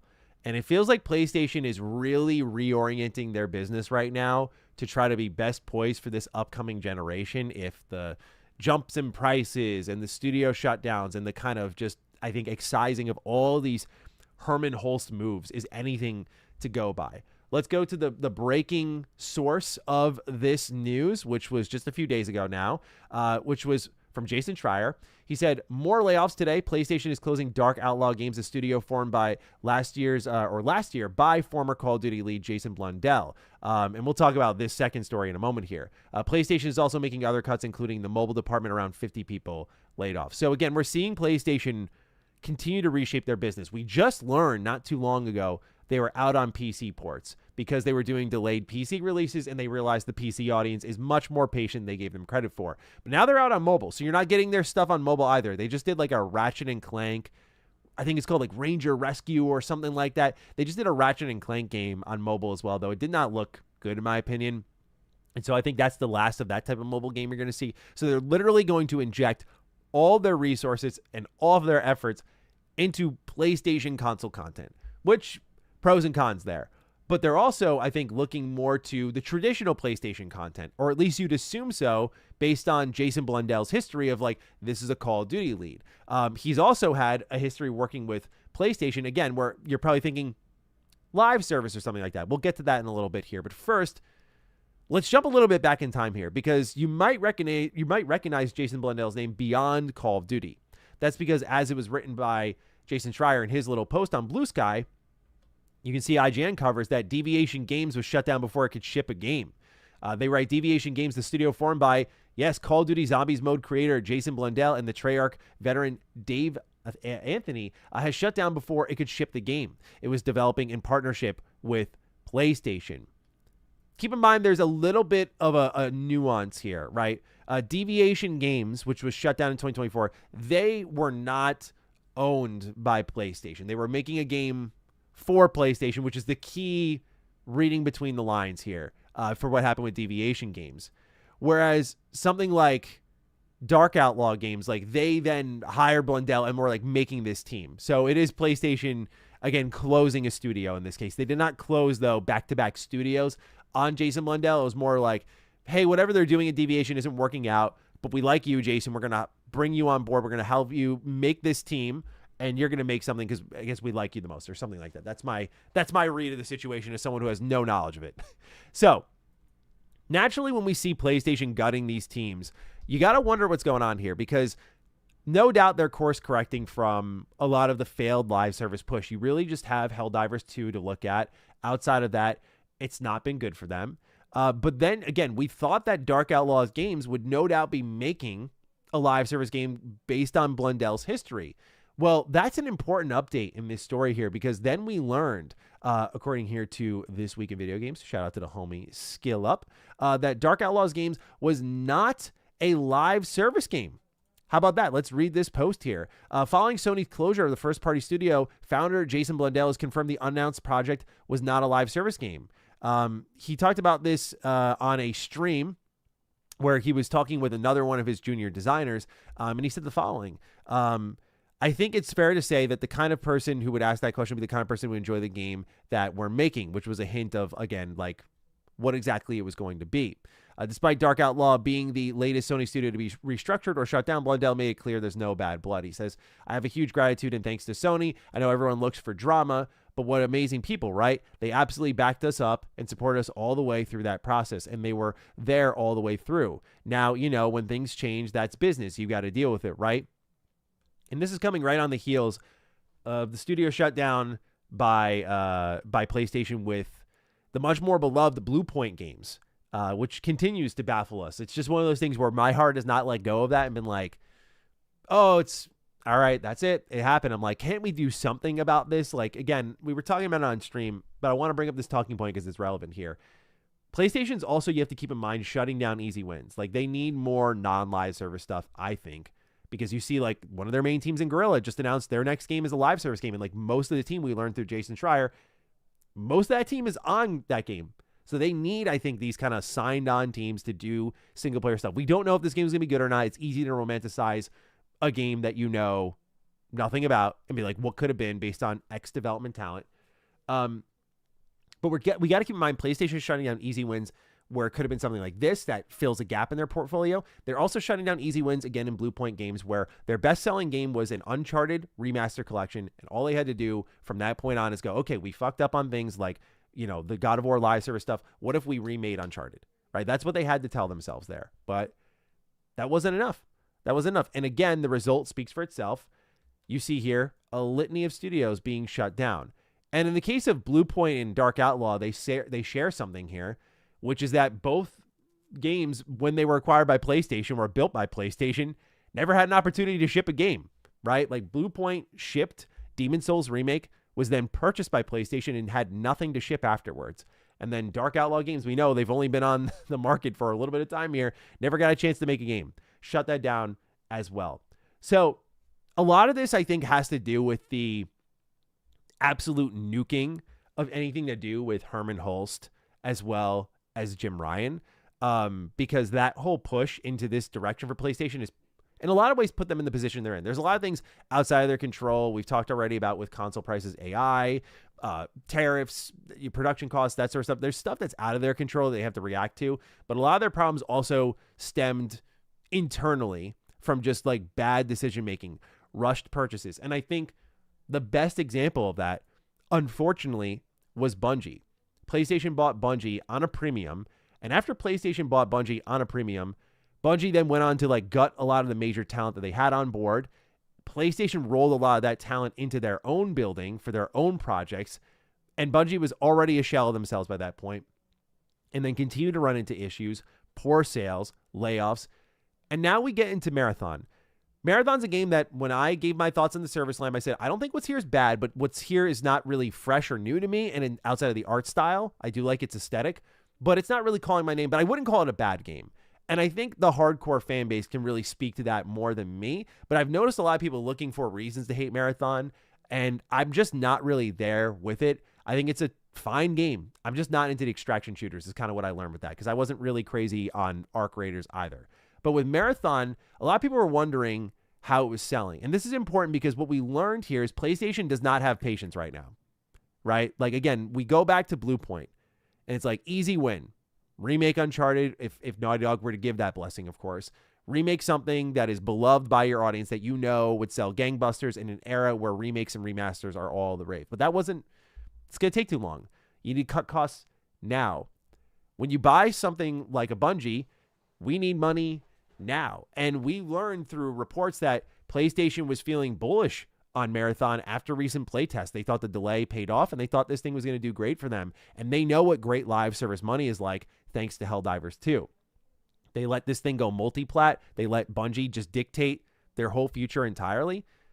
So then we start to get this report here by Alinea Analytics, which comes from Reese Elliott, who does an amazing job here. And he writes that Marathon has sold a total of 1.2 million copies across Steam, PlayStation 5, and Xbox. And I think you look at that number and you're like, yeah, we're in an era nowadays where you look at 1+ million copies sold and you go, oof, especially given how much marketing was put into Marathon, just cross-promotional stuff, getting real celebrities involved. Some people were showing marketing I had no idea existed for Marathon, but they went hard on this one here.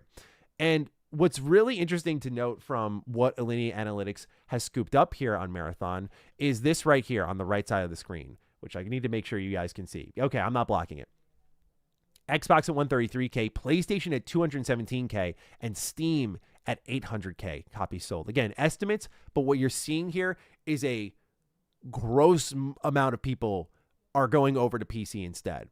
Now, PlayStation makes their bread no matter what, but when you invest in first party, you hope that your platform is, at the very least, when it's a multi-platform experience, the lead platform. You know, I don't think Xbox would be kicking and screaming if a lot of their first-party titles that they've been shipping, even though they're going to PlayStation, that the lead platform is Xbox. Because why is that? You get 100% of the cut. You don't have to worry about Xbox taking their money, Steam taking their money. So that's problem number one here. But the second problem is that Marathon is a game that has shown great potential to its community. A lot of people are very happy with the game who have hung with it for a while. There was this new cryo thing they did, pardon my ignorance on it, but I want to give it some love because I heard a lot of hardcore Marathon fans and Bungie fans, like my co-host of Defining Duke, Lord Cognito, really talking this up and saying, dude, like, this is it. Like, they did a great job with this. And this seems to happen to Bungie, is like they did the final shape for Destiny 2. And it was this beautiful capstone for a lot of the Destiny fans on what Destiny 2 was building up to for all that time. And they absolutely nailed it, only to then get hit by a bus with all of those layoffs. And they feel like with this new addition to Marathon, it's like, here we go. They just peaked. So that only means what's going to follow suit here is who knows what. Is 1.2 million copies enough for PlayStation? And that's the problem, is PlayStation's not showing patience with this stuff. They want immediate success, immediate cuts right now, and they're reorienting their business. So 1.2 million copies is a base to build off of. And if you're Bungie, you know how to build live service and you can hang around and support this and you've got something here, and maybe you can smooth out some of like the, quote, hardcore onboarding that Marathon has. Like, maybe you could do some of that. But also, does PlayStation see that as enough? Do they find it to be a worthy investment? Because again, I just look as far as Bluepoint or Dark Outlaw, where you're trying to nurture stuff, gaps in your portfolio, easy solutions to generating revenue, that sort of stuff. And you're like, you know what? Let's just cut it here.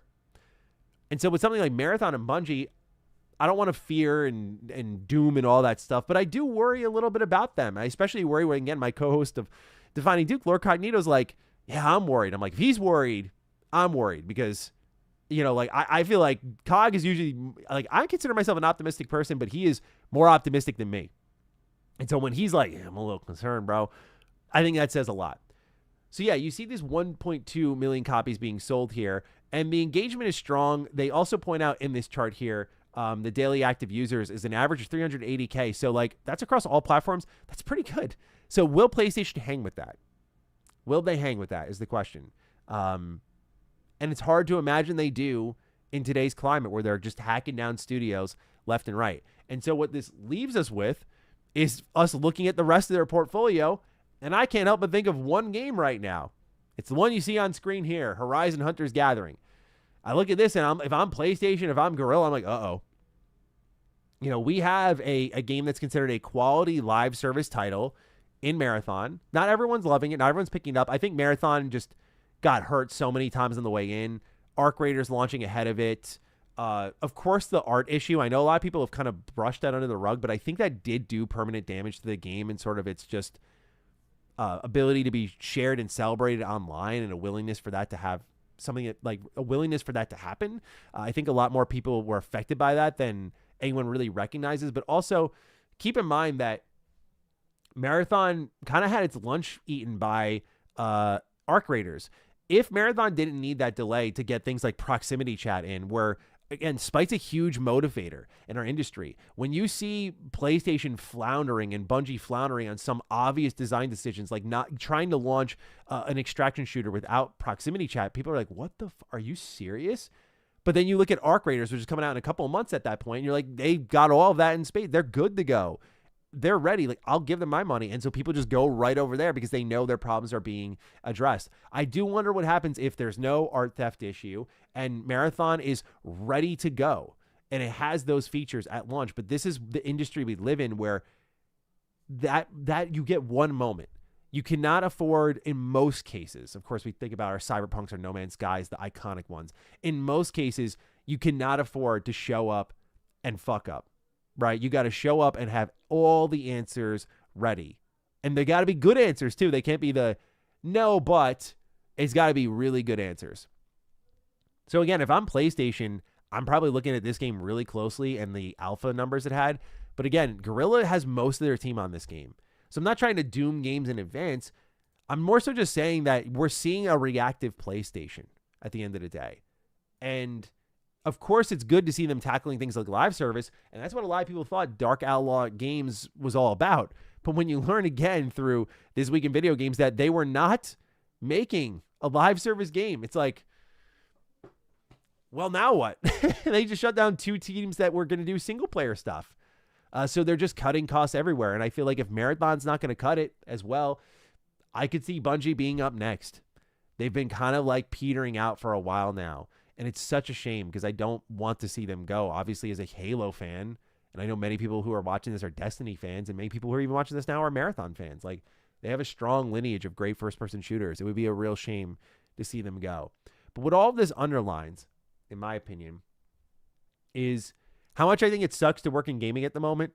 Because in these situations I'm describing, there are some less understandable and some more understandable failures that lead to studio closures and layoffs, right? You look at something like Epic Games, where you see that they're laying off 1,000 people. And this is ignoring, by the way, the fact that, and when I say ignoring, I mean, I don't even have it in front of you, but like the absolute batshit insane things that Tim Sweeney was saying, like just like hyping up his layoffs, being like, you know, you're about to see a surge of absolutely incredible talent in the market. Like, it's Epic's gift to the gaming world. Like, we laid off 1,000 people. But what you're seeing here, Battlefield, right? Top selling game last year. Layoffs. Fortnite, the #1 golden goose, the reason why the live service chase exists. We need our own Fortnite. That's what Sony wanted. Layoffs in up to over to 1,000 people. As you can see with a memo like this, it's an industry where no one's really winning right now. And that's why when you get, I'm going to bring DLSS 5 up again, pardon me, but it's why you get examples from DLSS 5 being made by technicians and not artists, because the industry is increasingly losing its artists. These layoffs are happening, and people don't just find jobs immediately after. You know, put it this way. I talked about this on Defining Duke, and I don't mean this in a negative way. I'm working on a game. My game's not publicly revealed. We don't have a website. All you've got is me and my opinions on other video games. You don't know what genre we're working in. You don't know what engine we're working on. Although I've talked about it's Unreal Engine 4. But like, people don't know shit about what we're doing. But I've got experienced devs who come to me and either say like, we think indies of the future want to work with you. Or people who've just been laid off and like, hey, can you just keep me in mind for like future gigs? You know? And like, that's crazy because I'm sure there's a level to them of like, you went to college for this, you studied for this, you've done all this work for this, you were at a high profile studio. And now, like, again, I don't think we're like a bad place to work at all, but like, we've got to, show that this is like the place to be eventually, but we're not at that point yet. So I'm sure there's a level of reflection of like, I'm applying to a fucking YouTuber now, dude. And like, it's an indie job, so it's not going to pay industry standards out the rip. Like, that's the industry we're in right now. It's so sad. Because you see the revenue, there's money floating around everywhere, but we're constantly shrinking and trying to cut costs everywhere, and we're cutting out the people who make this art possible. And granted, I'm not going to romanticize a game I haven't seen before. It's one thing when like the initiative shuts down with Perfect Dark. I saw Perfect Dark, so I had a very strong reaction to that.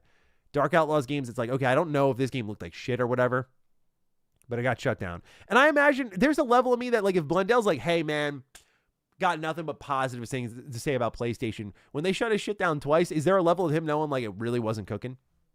I don't know. But like, that's where we're at right now. We got a industry with a ton of shutdowns everywhere, and PlayStation is not showing patience. And so games like Marathon that sell over 1 million copies and see like they can grow over time, we're now in a place where that just isn't enough.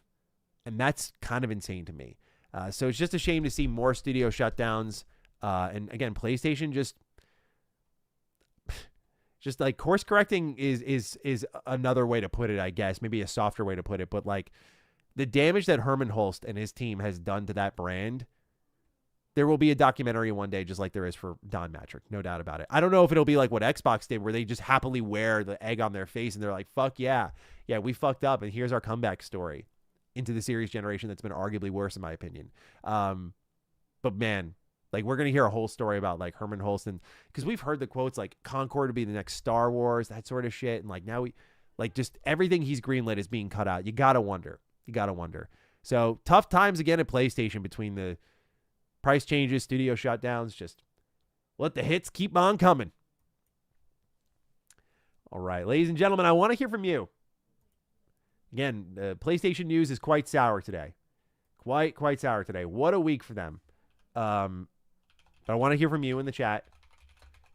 How you're feeling about the shutdowns, where Marathon's at, that sort of stuff. I'm very keen to get some differing opinions on it beyond my own.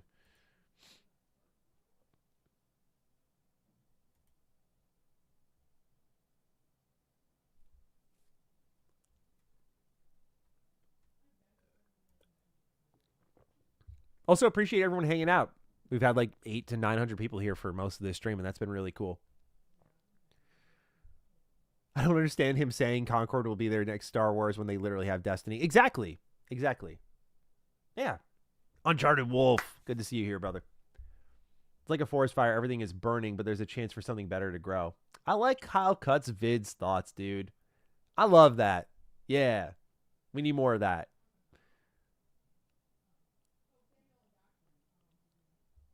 Losing 2 studios is a look for sure.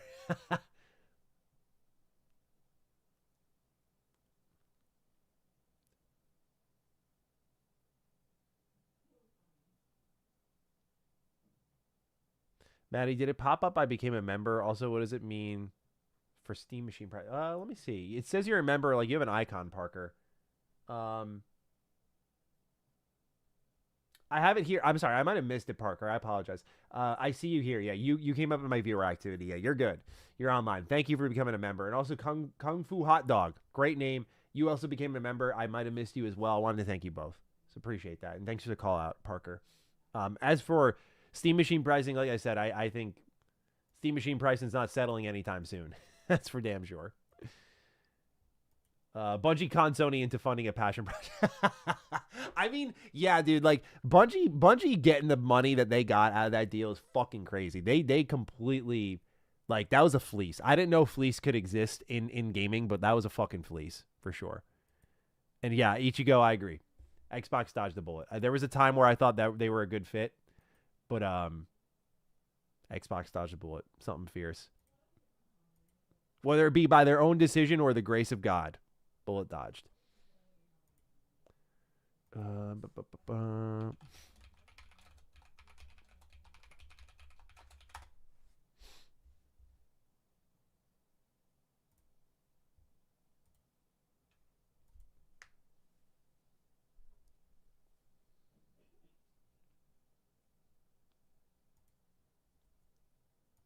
Rip Elder Scrolls Blades. Also, to be honest, I look at CD Projekt Red's growth and wonder how insulated they are.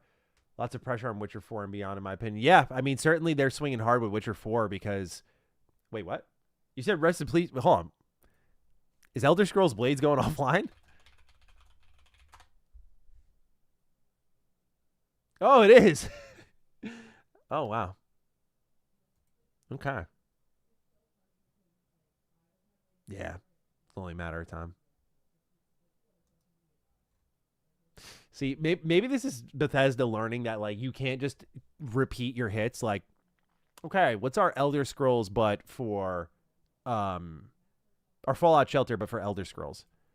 Yeah, so here we got the, Elder Scrolls Blade servers will permanently shut down June 30th. All items in the store will be 1 gem or such. I like how they just, I love live service games like this or mobile shit like this because they're like, and we'll make it more fun that probably would have got you to sign in than ever before, just before the game goes away.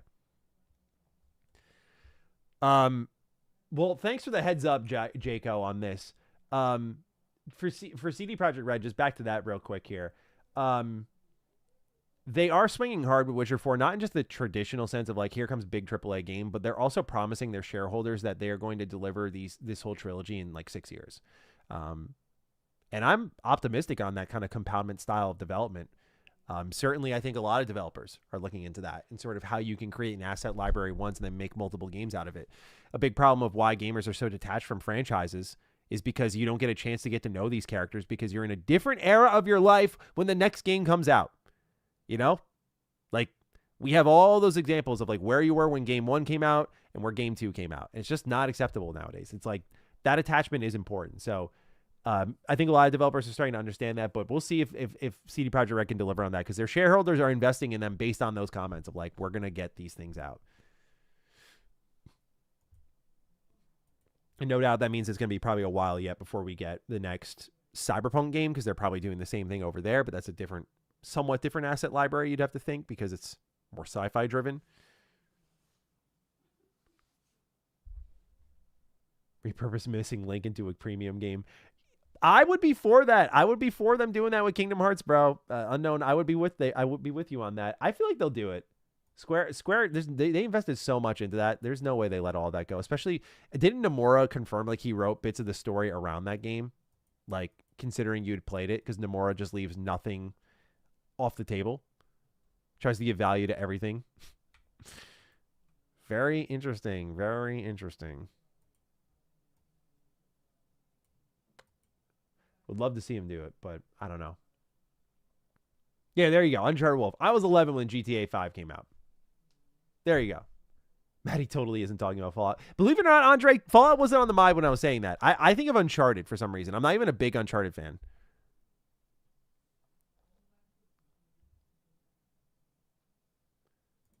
What we got here? Jesse, welcome. Hey, Matt, first time catching you on stream. Welcome. Get comfortable. Crazy about what's going on with PlayStation. I know. We just talked about it for what? Yeah, bro, I'm about to hit 2 hours now. Yeah. Like, we've been going the whole time. I'm like, this is fucking crazy, dude. Oh. Thanks for being here, though. Thoughts on Starfield coming to PS5? I think it's good. I'm certainly with Xbox pulling the Band-Aid off of every other project. Like, you got to get Starfield over. It probably has a lot of sales potential. It was #1 in pre-orders, and I'm like, good. You know, it's like, it seems like the one that'll... It's funny, when Starfield was coming out on Defining Duke, we got actively fucking hurt. Me and Cog always talk about it. We think it's so funny. You can go back and look at our Starfield episodes. Every single episode, the console wars were never more true than ever than with Starfield coming out, because the PlayStation audience, and obviously we know Sacred Symbols has a big PlayStation audience, would come into our comment section and harass us every fucking episode. So I love that suddenly it is the #1 selling game on PlayStation. I'm like, you guys wanted it. You guys wanted it at the end of the day. And I'll be curious with all the updates in. I want to see how people take to it. I think some of the updates look good. If games move to Unreal, shouldn't costs go down? There's a lot that goes into budget.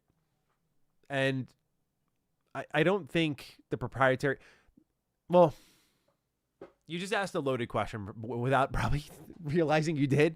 Because, like, at least from my read, like, proprietary engines, right? They're specific to like what you're trying to build, And that means it's not like Unreal Engine or Unity or other engines that are free and out on the market for you to download, where we all learn a similar skill set and tools and tips and tricks. There's no like secrets within the engine, right? It's all publicly available. Whereas, you know, like the Decima engine, I can't just download that off of Google, right? Like that is Gorilla's engine. And because of that, you could argue that hiring for an Unreal Engine game could be cheaper because there's more readily available talent around the industry. You could argue that. It's really becoming about where you hire, though.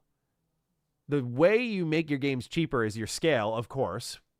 Goes without saying. But technology's at a point where you can still swing, I think, for a decent scale. Maybe not like massive open world high interactivity, but you can swing for decent scale and keep your costs low. But it's really hiring out east. Europe, Asia, Korea, like hiring that talent keeps your prices low because their cost of living is much lower. Hiring in the U.S. is a whole different ballgame, bro. Because people are like, I got to eat, and eating here is expensive. So, yeah. Like, Unreal isn't really you don't move engines to get your costs cheaper. You do it so that you can net more talent. But that's sometimes for AAA increased costs because now you can hire a ton of people instead of training select staff.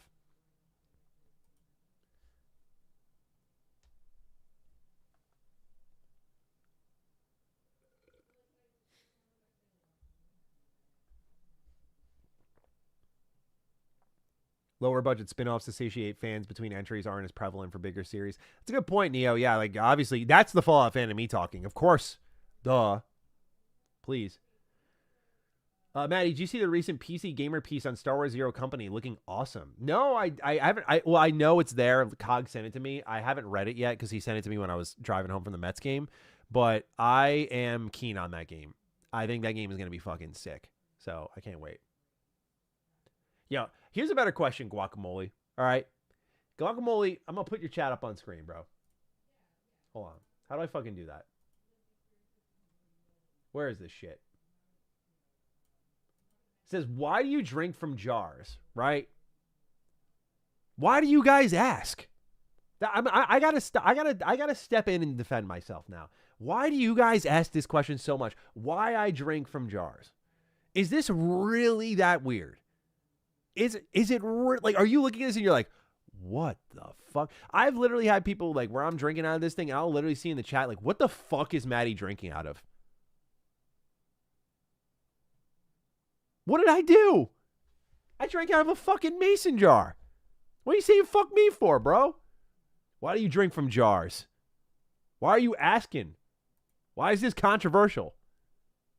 Come on. By the way, please know, I want Guacamole, it's in jest. He says that's a more... You're doubling down? You're doubling down, bro. Look at this bro doubling down. Come on. Guacamole, we love you here. Come on. Come on.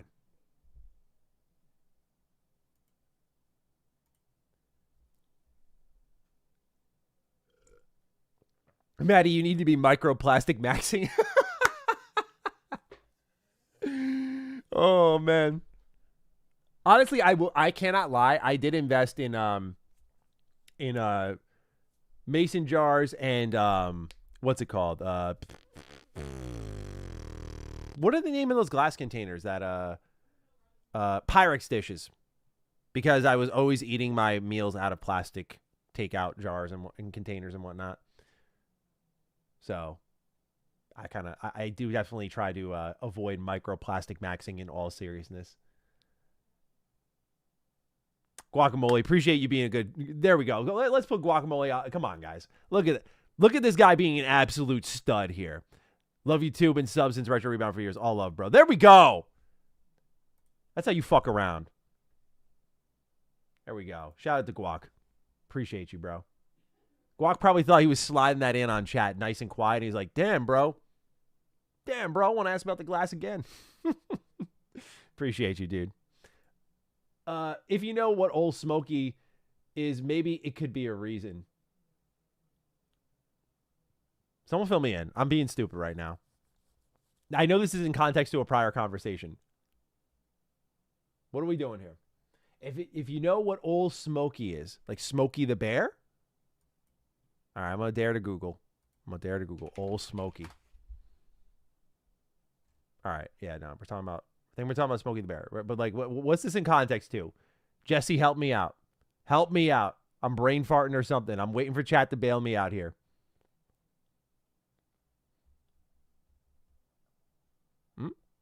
Anyone? Anyone? I'm waiting for the chat to update. I don't want to leave my man hanging. He super chatted $5 here. Like, I can't just be like, thanks, dude. Sorry, I don't know what you're talking about, though.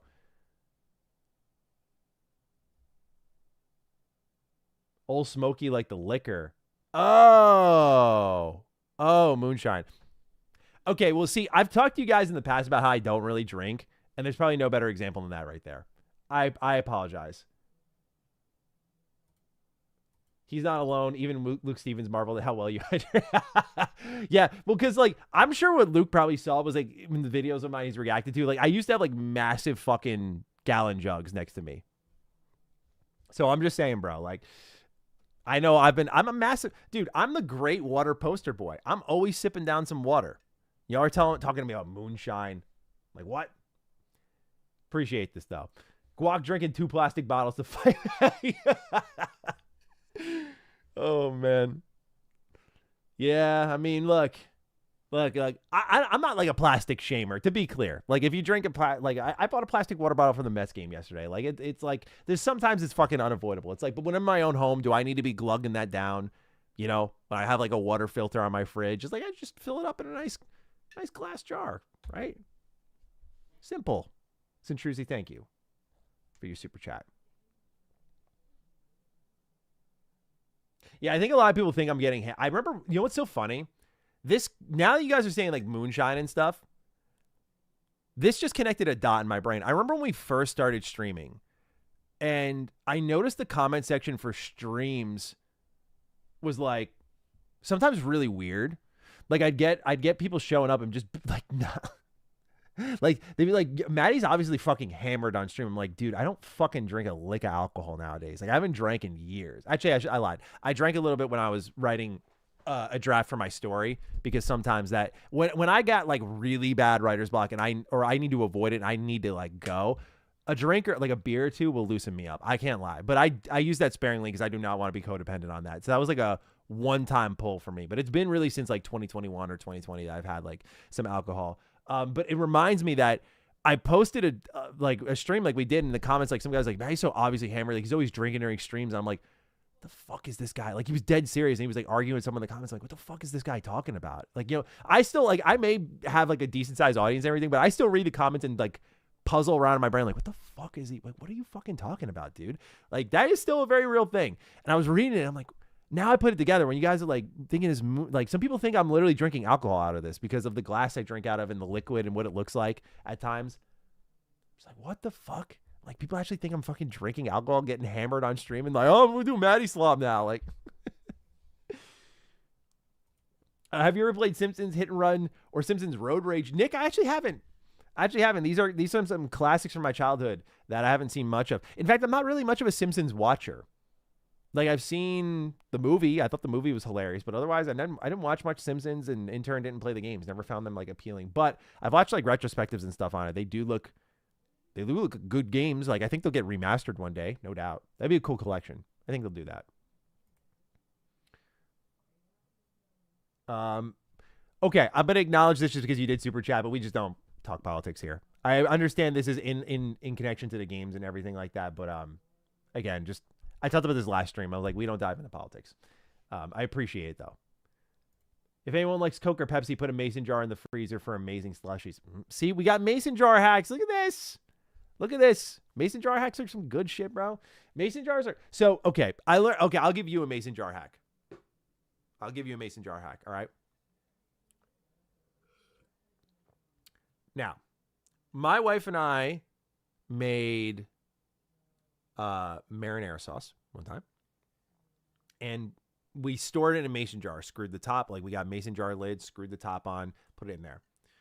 One day wanted pasta, okay, defrost it, in the pasta it goes, boom, made in a few minutes. This is great. What we didn't account for is when you put really strong scents that sit in the mason jar for a while, is one day I was drinking my water. I'm like, why the fuck does my water smell like fucking garlic? Why does it smell like ass in here, bro? And then I realized, don't be like me. Don't store your food. If you're going to get mason jars and store food and whatever in there, don't use it for your water drinking, because there's no smell to overpower it, and you'll literally just smell like the remnants of old food. I'm like, we hand wash our dishes. We dishwash. Sometimes we're like paranoid. We're like hand wash and put it in the dishwasher. So I'm like, I know that shit was clean. So like, what? I was like, something's wrong here. And so in turn, it gets recycled. So I'm like, fine. So there's my pro tip. Time to have a stream with a couple of beers on. Okay. Hey man, drink up. Have fun. Happy Friday. Now, see, here we go. Centruzzi and Jay are making it sound nasty. You guys are like, it gets stuck, it sticks. Like, I'm not, to be clear, it's not, I got to make it really clear now. It's not like I was sipping water and I could look down to the bottom and see like gunk from my like 4-week-old fucking marinara sauce. To be clear, that is not what was happening. It was a crystal clear like this, right? But it had the smell still, because like garlic just sticks, just doesn't go. So just keep that in mind. Just keep in mind. That's all. That's my mason jar tip to you. You do with that what you will. Garlic water. Yeah. Good for when the vampires attack. Just splash them and they're like, ugh. Perfect. Mr. Matty stinks. Come on, bro. Gives it flavor. Yeah, I mean, you don't like a little garlic in your water? Come on now. Easy, simple. Croth, I want to play Saros, but I got to play Returnal, and that's not happening anytime soon, so I'm going to skip out on Saros, unfortunately. But the game does look great. I'm looking forward to seeing what reviews say about it. And this is the beauty of the live chat. This is why I'm trying to get more people involved. One person just had to say something about my jar in an innocent question. I had to blow up their spot, and here we are. How long has it been? We've been talking about this for like 15 fucking minutes now. Beautiful thing.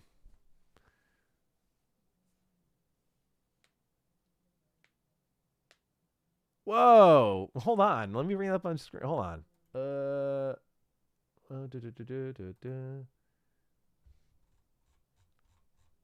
This is really cool. Hang on. Hey, Maddie, just dropping in to say hi. I'm the artist behind the comic cover poster that Carrick gifted you about 10 years ago. This is amazing because, first off, thank you for your work. You did an amazing job on that. I don't know what episode it was, but Carrick sent myself and Lone gifts in the mail, and it was like a straight up framed comic book poster of all of us, and it was like such a sweet thing. And I still have it hung up in my house, and I love that gift so much. Thanks for doing that, dude. Always thankful for Carrick for gifting it, but thanks for doing it. And just thanks for stopping by. I appreciate you, dude. That's really cool. It was really, really cool. Love the full circle moments. I live for that shit.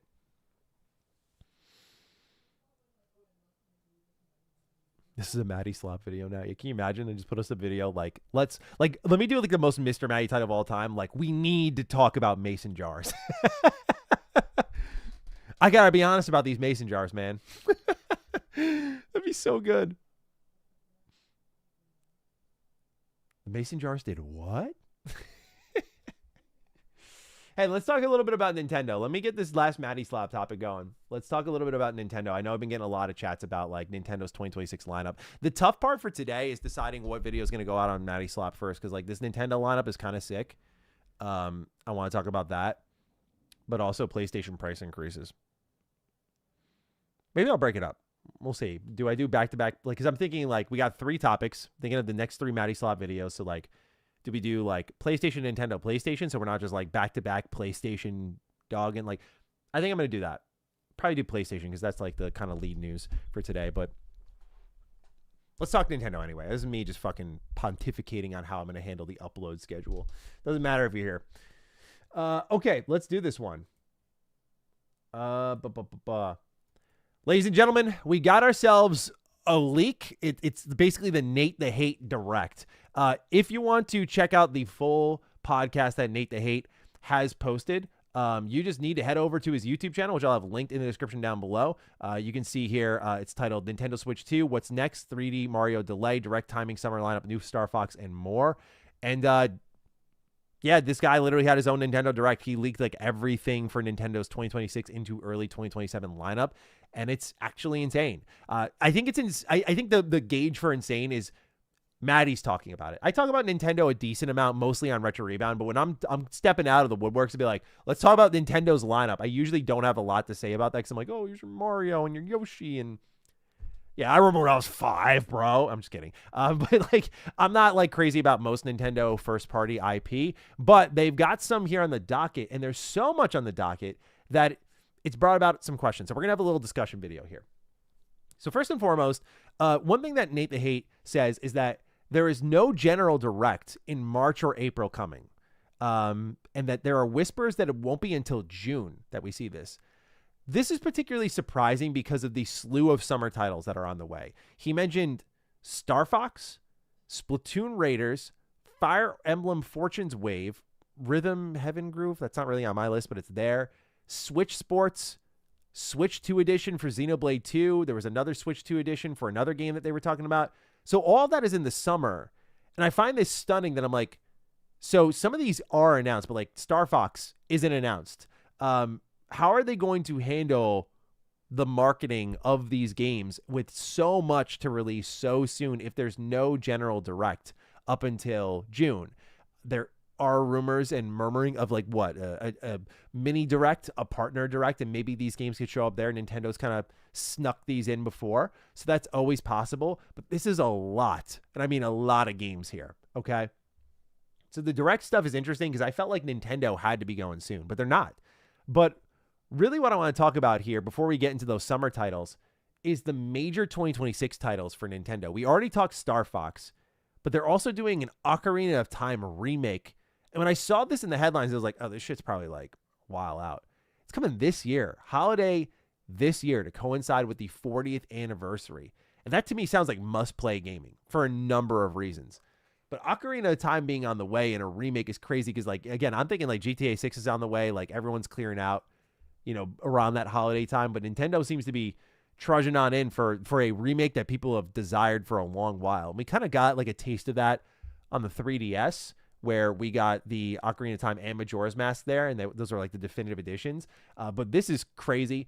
And then we also learned that there's a 3D Mario game arriving in 2027, of which I thought DK Bonanza was kind of the fill-in for that. We knew DK Bonanza was by the Mario Odyssey team, and DK Bonanza kicks a lot of ass, but like I thought that was going to be like it for a while with 3D platformers, but 3D Mario is on the way. It's on the way soon. So another team that's not the Odyssey team is working on a 3D Mario. And I'm really curious what the gimmick's going to be, because people are like faking leaks for it. Like I saw this fake kind of AI generated leak of like Super Mario Titans. It looked believable at face value, but over time it became very clear that this was fake. What you see here is an insane lineup. And then another game coming out from Nintendo in late 2026 is Duskbloods. This is the From Software exclusive Switch 2 title that's kind of reminiscent of something like a Bloodborne, but also has some game design philosophy that is online driven, similar to something like a Elden Ring Night Rain. So it's an interesting game, and like a lot of this stuff I'm really interested in from Nintendo is dropping this year. So I really wanted to talk about all of it. We've got some details on Star Fox as well. And what's also interesting is it's not just Nate the Hate who is making these claims, but also VGC has actually backed up in their own article that this is all that Nate has reported is stuff that they can corroborate. So again, this is pretty key here, and I wanted to run down it all. So first and foremost, let's talk about this new Star Fox game. I'll own myself nice and early here. I don't have a lot of traditional Star Fox experience. Like I never played Star Fox 64. I saw the reviews for Star Fox Zero. You'll have to excuse me that as a Platinum Games fan, I decided to jump out on there. Like they have an A team, a B team, and a C team, and that shit was the C team from what I saw. So you'll have to pardon me for skipping out on that. I did, however, play a lot of Star Fox Assault as a kid. That is one of my favorite GameCube games. That game is awesome. But why is it awesome to me? It's because as a kid, I still to this day don't like just vehicle games. It's really tough for me to get into because I always dream of like What if I could get out of the vehicle?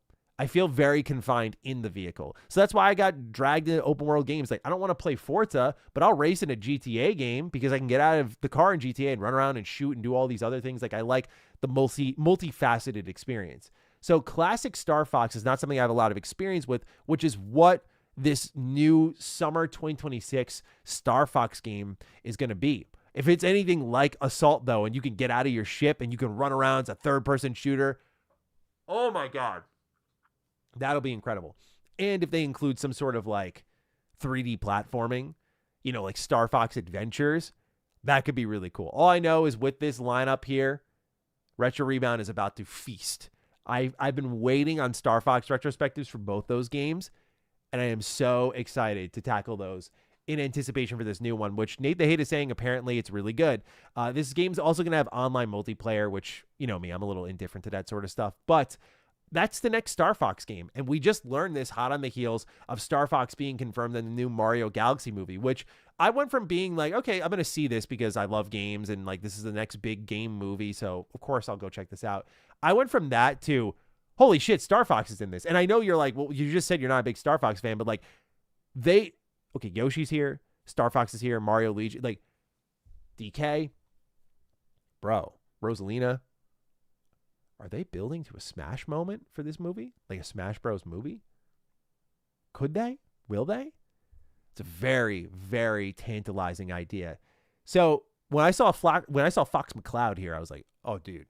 I was really hoping in this like weird moment that they bring Fox back, that they would bring back his Melee voice actor.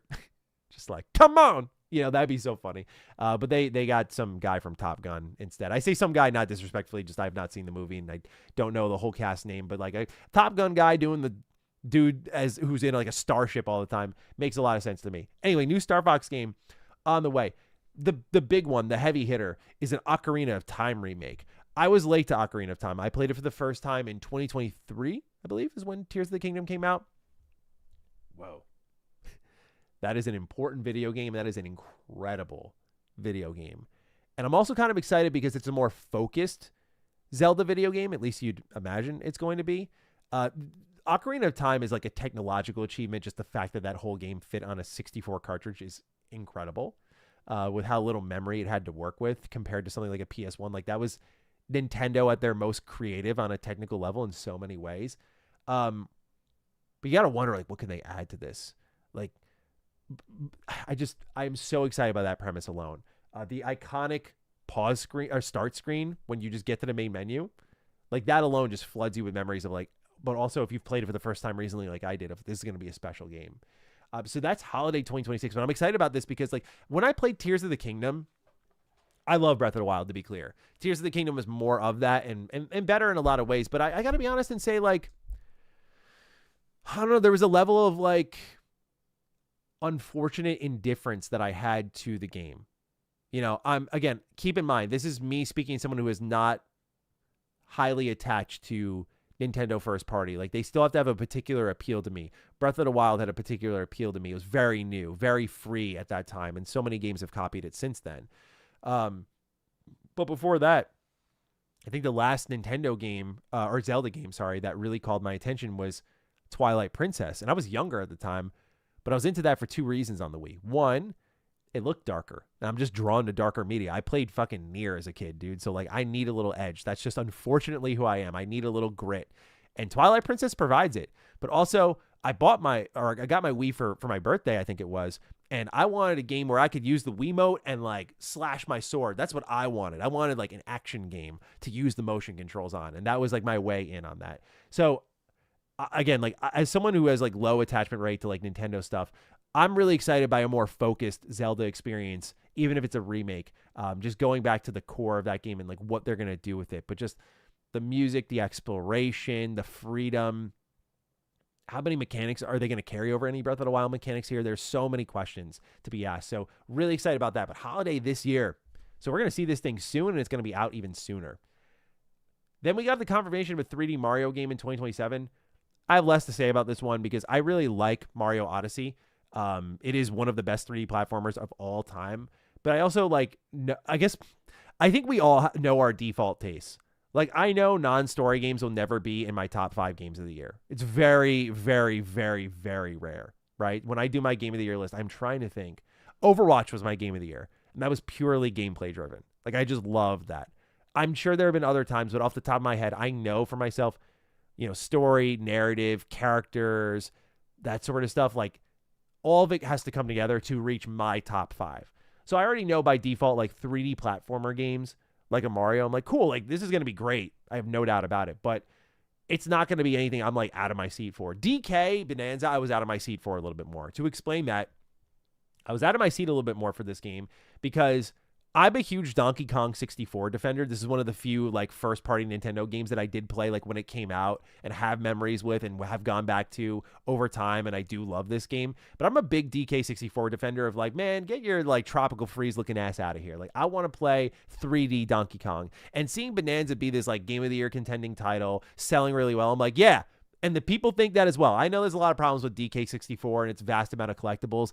I'm not trying to deflate that criticism. I'm only trying to say, understand that your boy is fed on 3D Donkey Kong with 64, and I wanted a little bit more, and I'm glad we got a little bit more, but I thought that was kind of it, and that was a different type of platforming with like the environmental destruction. So I'm curious what the gimmick will be for Mario, because again, with like Cappy and sort of the ability to take over all the characters and all their different movesets and the mixture of 2D and 3D, I'll be really interested to see what Mario Odyssey is, or whatever this 3D Mario is, the successor to Odyssey, I suppose. And then getting into some of these summer titles here, I don't have much to say about Splatoon Raiders. I'm not a Splatoon fan. Rhythm Heaven Groove, I got nothing to say about. Switch Sports, I'm kind of out on. Switch 2 edition for Xenoblade 2. There have been rumors of like a Xenoblade 4 reveal at least sometime this year, but Nate the Hate did not mention this.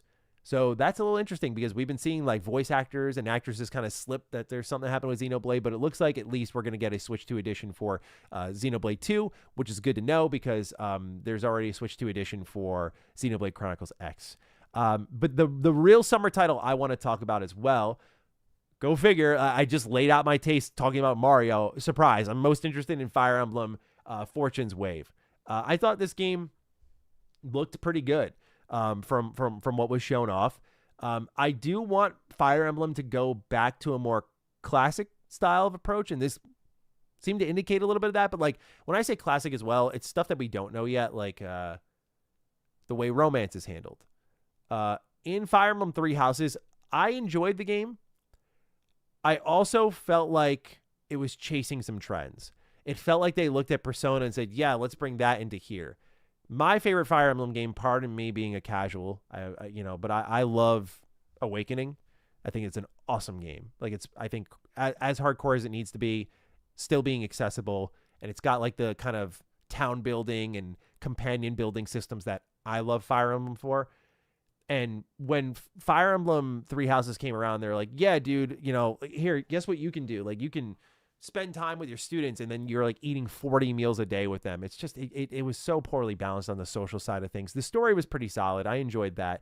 The gameplay was solid, but I thought the map design was kind of weak. Like, it was just very straightforward map design. There was no tactics. And like, that's a big part of Fire Emblem. That was one of my most memorable parts of like Awakening. I think it was like chapter 13 or whatever. Like, there was a mission where like you had to like flank and like use like elevation to your advantage. I'm like, that's the level of tactics I'm looking for. And it feels like with Fire Emblem Three Houses, they really softened up on that, where it was just about leveling up your characters and who hits harder, but there was no like real tactics to it. I'm saying that is not even a hardcore Fire Emblem dude. So I hope Fortune's Wave goes back to that. And there was Fire Emblem Engage with the Colgate dude, I did not play any of that because call me close-minded.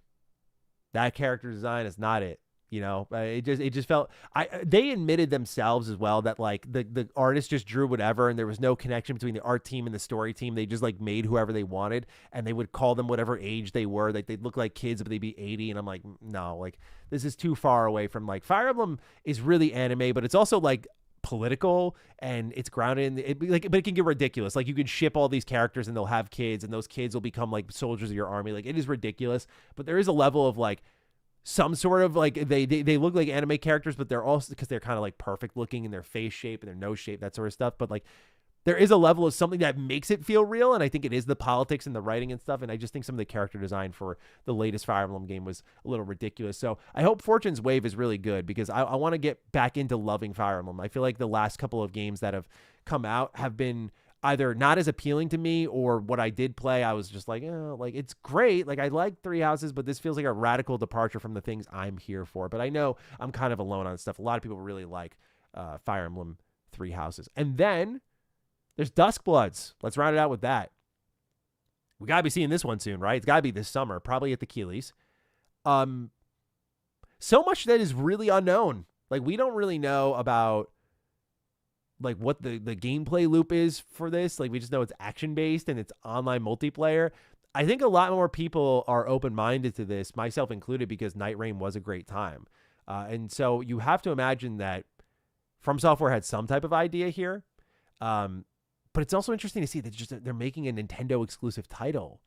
You know, they've been down this road before with Bloodborne, and it seemed to cause this whole issue with Bloodborne, and the remakes and the remasters and the sequels and that sort of stuff, and who owns what. Like, I'm surprised that some From Software would do this again. So what it smells like to me is, after Elden Ring, it's like, okay, we need some time to think of what's going to be the next big thing for us, which Miyazaki already said after Elden Ring, like, it wasn't his magnum opus, which is really impressive because I love Elden Ring.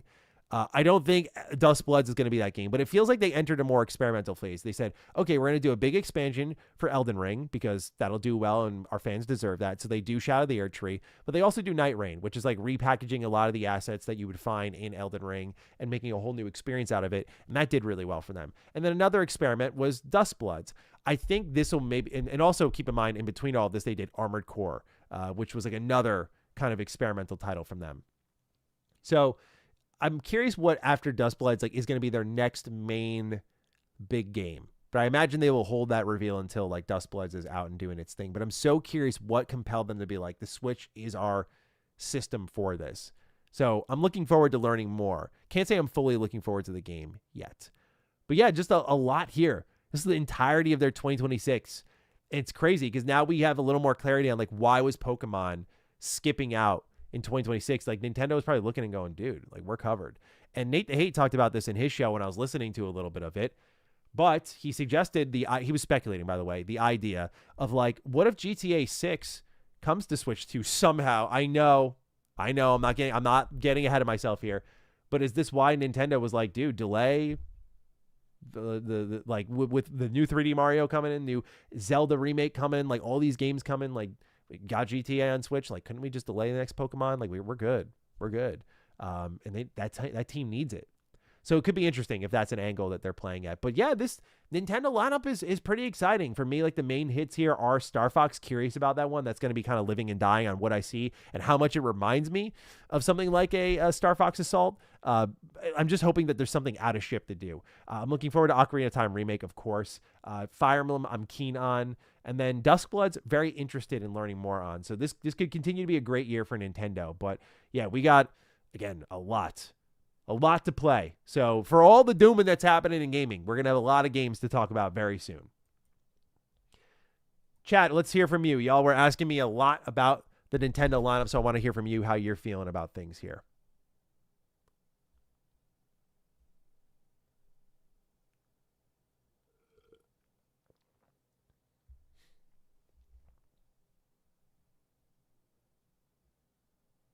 Hmon, good point. They can use Ocarina of Time assets to quickly remake Majora. If you like Edge, you'll love Majora. Yeah, you'd think that'd be the case, right? But then we see how Metroid Prime Remastered was handled, and sometimes Nintendo just does one thing and they're like not going to turn into a thing after that. Maddie, you were rage baiting me that whole section. I'm sorry. I saw you say I love Three Houses. I'm like, oh, is that it? I don't think a lot of people agree with me on my takes for Fire Emblem. That's okay. I don't think my Fire Emblem takes are very popular, to be clear. In fact, I had like a million unpopular takes there, right? I talked about DK64 also being great. I'm sure that video, when we put it up on Matty Slop, will go really well with the Nintendo community.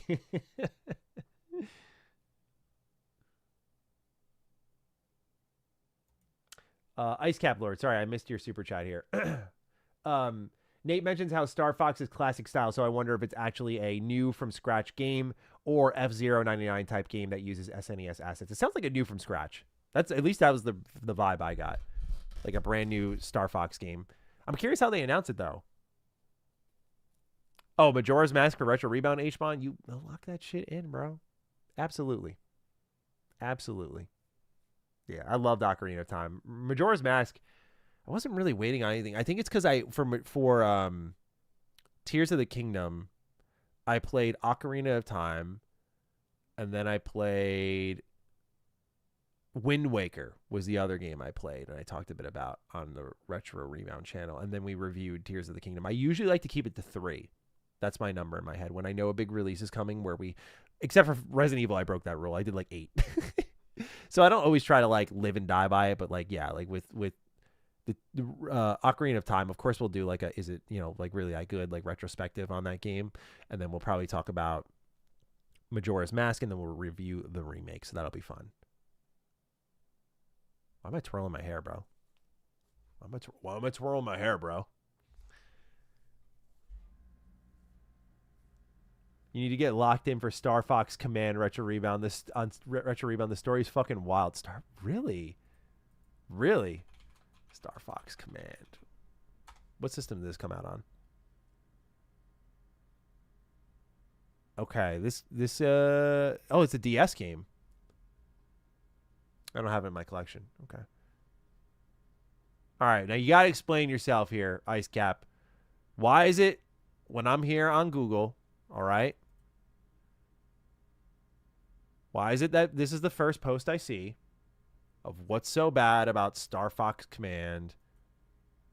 And I saw something about, story, endpoint of Star Fox storyline. Oh, they're talking endings. God, I got to get out of here.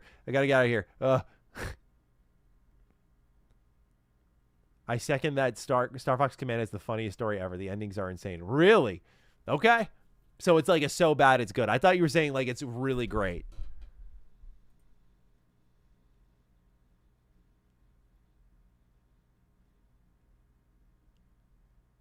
Is this from the game? No, this isn't from the game. Okay. Well, you guys got me curious. Wait, there's story branching? Wait, what? Someone made this... This is a recreated guide for Star Fox Command Story Branch to help players. There's choice and consequence in this fucking game? Are you serious? No way. Really? I'm interested now. Contact Slippy, where's Falco, attack the advance guard, and it just brings you down these lines. I'm curious now. I like choice. That's so funny. Let's see what the reviews are. IGN gave it an 8 out of 10. Metacritic 76. Eurogamer 6 out of 10. More story branching than the Veilguard. Oh my god. There's 20 endings. It's like Star Fox with some tower defense stuff. What?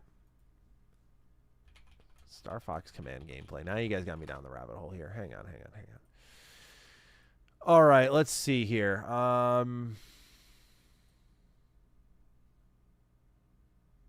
Here, let's...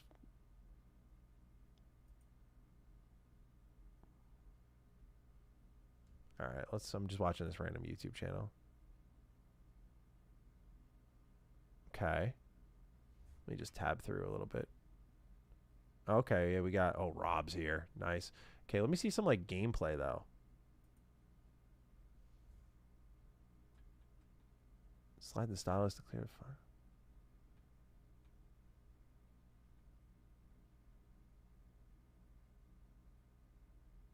Huh. Is this considered classic Star Fox, chat? Interesting. Well, this gameplay was by Masked Meta Knight 4. Shout out to them for providing.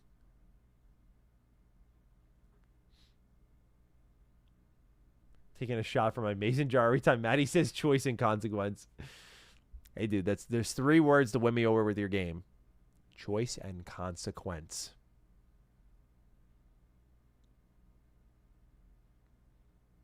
It's not. Uncharted Wolf says, okay. Thanks for the real-time education, guys. I appreciate this.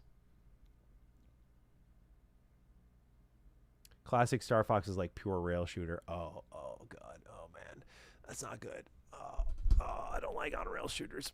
Okay. Oh, God. Oh, God. Okay. Well, at least I'll get to re-enjoy Star Fox Assault and do retrospectives on that and then talk about adventures. Ugh, that'll be fun. Ugh. We'll see. I'll keep an open mind.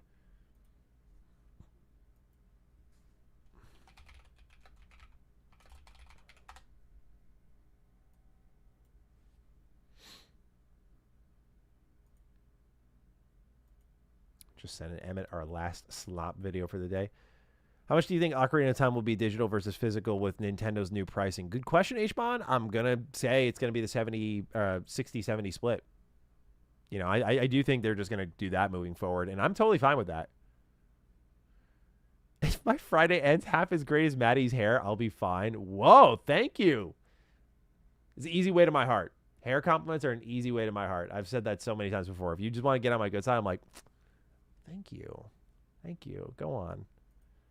It's because growing up as a kid, I was very self-conscious about my hair. So I like I don't really spend as much time on it nowadays as I do, but you've seen me throughout the years. If you've watched a lot of Matty, you've seen me go through some bad haircuts. Let's use the best example. Hang on.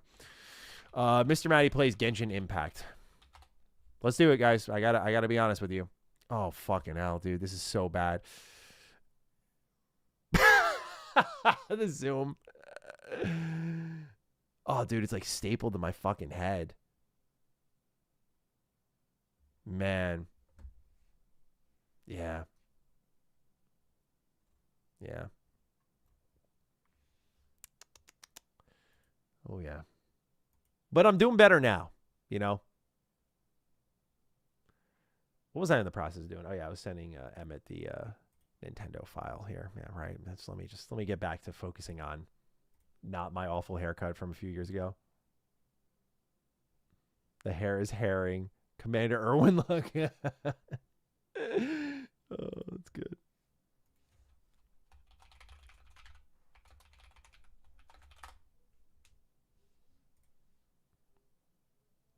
Maddie, what happened that day? Were you okay? What happened that day? I can't remember what happened 5 years ago to the day, but what I can say happened is I remember. Okay, so like I guess I still am a little like self-conscious of my hair. Like I will, if I don't think it's right, like I'll throw a hat on some days, but like I'm a lot more loose with it now. But like I remember back then, like when I first started, I got like a styling gel, and I think I put too much in there because my hair wasn't like flattening in certain parts that I wanted to and having volume in others. So I was like, okay, I'm just gonna like, fuck it, I'm gonna turn it into a comb over, and just look like a sharp businessman, and it just looks fucking whack, dude. Yeah, Ichigo, Cog did joke. I would say Cog didn't joke about it, right? Cog literally said to me this. He went, yeah, bro, she loves you. Talking about my wife. Like, yeah, bro, she really loves you. I'm like, okay, dude. Okay. Cog cooked me on that one. Understandably so.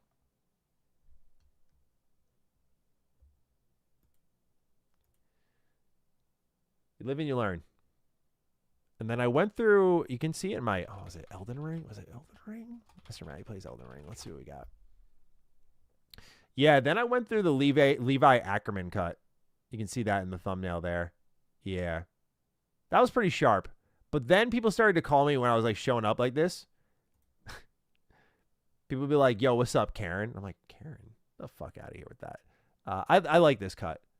But as I, got a little bit older, I was like, yeah, this works like in your 20s, but like now that I'm in my 30s, I need to I need to acknowledge my age just a little bit. Just a little bit. That's all. Nothing crazy. Not going to overreact. I'm not going to turn into an old head. Just need to nod to it. So yeah, that's the journey of my hair. Thanks for the hair compliment.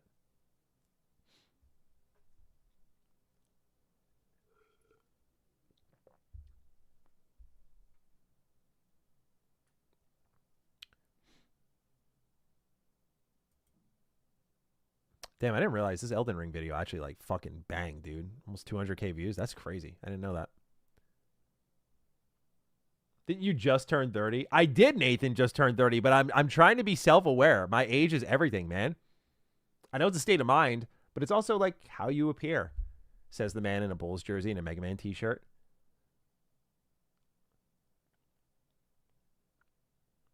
This haircut also required a lot of maintenance. And like there were days it turned out well. Like I was having a good hair day in the thumbnail, but then I know I took that thumbnail picture separately from the video because in the video, it's not a bad hair day, but it's like flat on one side. It's like a little airy on the other side there where my mouse is. Yeah, like I just, those little things I'm very critical of. Try to get my hair just right, you know?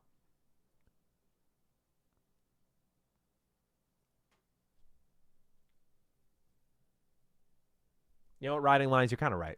You're kind of right. It isn't conforming to age-related norms what makes you really old. I think you're right. What I would say, Riding Lines, is simply that's if I went, I'm 30 now, I need to start cutting my hair short. I need to like just start shaving it off, buzzing it off. I don't need to spend time making it. Like I always want to have longer hair because growing up, I always wanted longer hair. So I finally have it. And when I say longer, my definition of longer is much different from others. Like I don't want long hair. Like during the pandemic, I had super fucking long hair. And like that was terrible to manage. It's just so annoying.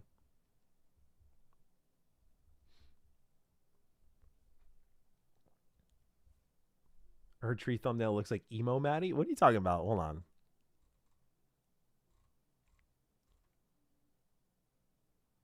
Let's see here. Elden Ring, Shadow of the Erd Tree. Let's see. Emo Maddie. What is defined as emo Maddie? Oh, because you can like actually. Oh, yeah. I have my ears pierced now. There you go. I guess that's maybe what you're talking about. God, that was such a great fucking expansion, bro. A whole on game. The whole on game. They're like, it's an expansion. It's smaller. Bro. So good. 30s is the new 20, though. I got to be honest. I get a little too age conscious at times. No doubt. You hear me talk about it in passing in all my videos. I definitely need to get better at that. But I realize turning 30 is like a great thing. Like over time, I'm just like, you have all of the lessons learned from your 20s that got you to where you are. You're in like a little bit better of a position because of that. But you still got your age and your youth where you can be active and do all these fun things and not everything's hurting. It's awesome. Maddie in the multiverse of madness. Yeah, basically.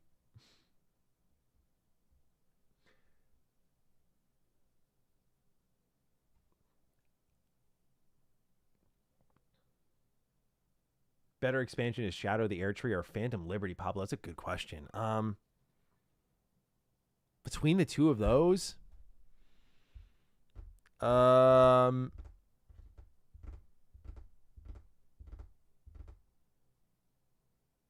think I gotta give the rub to Phantom Liberty because it just, I love the way Cyberpunk story is presented and like New Dogtown is great, but actually Shadow of the Erd Tree had like new progression systems. The visuals are stunning. It completely over delivered. That's a tough question, dude. I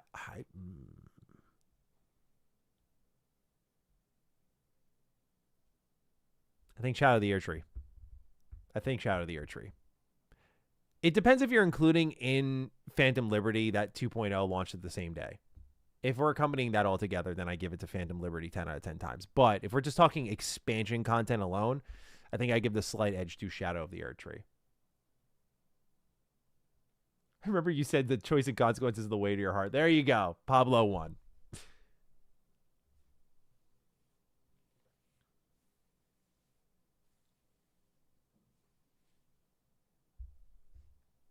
Anyway, guys, let me, like I said at the beginning of the stream, I should split before I get caught up in a lot of conversations because as much as I want to hang and talk more, I still got to do a review for Retro Rebound and I got to record a Mr. Matty video. It's 7 p.m. now, which means I'm probably going to be working until at least like 10 or 11 tonight. So let me bounce for now. But this was a lot of fun. Thanks for showing out. This is one of our best streams.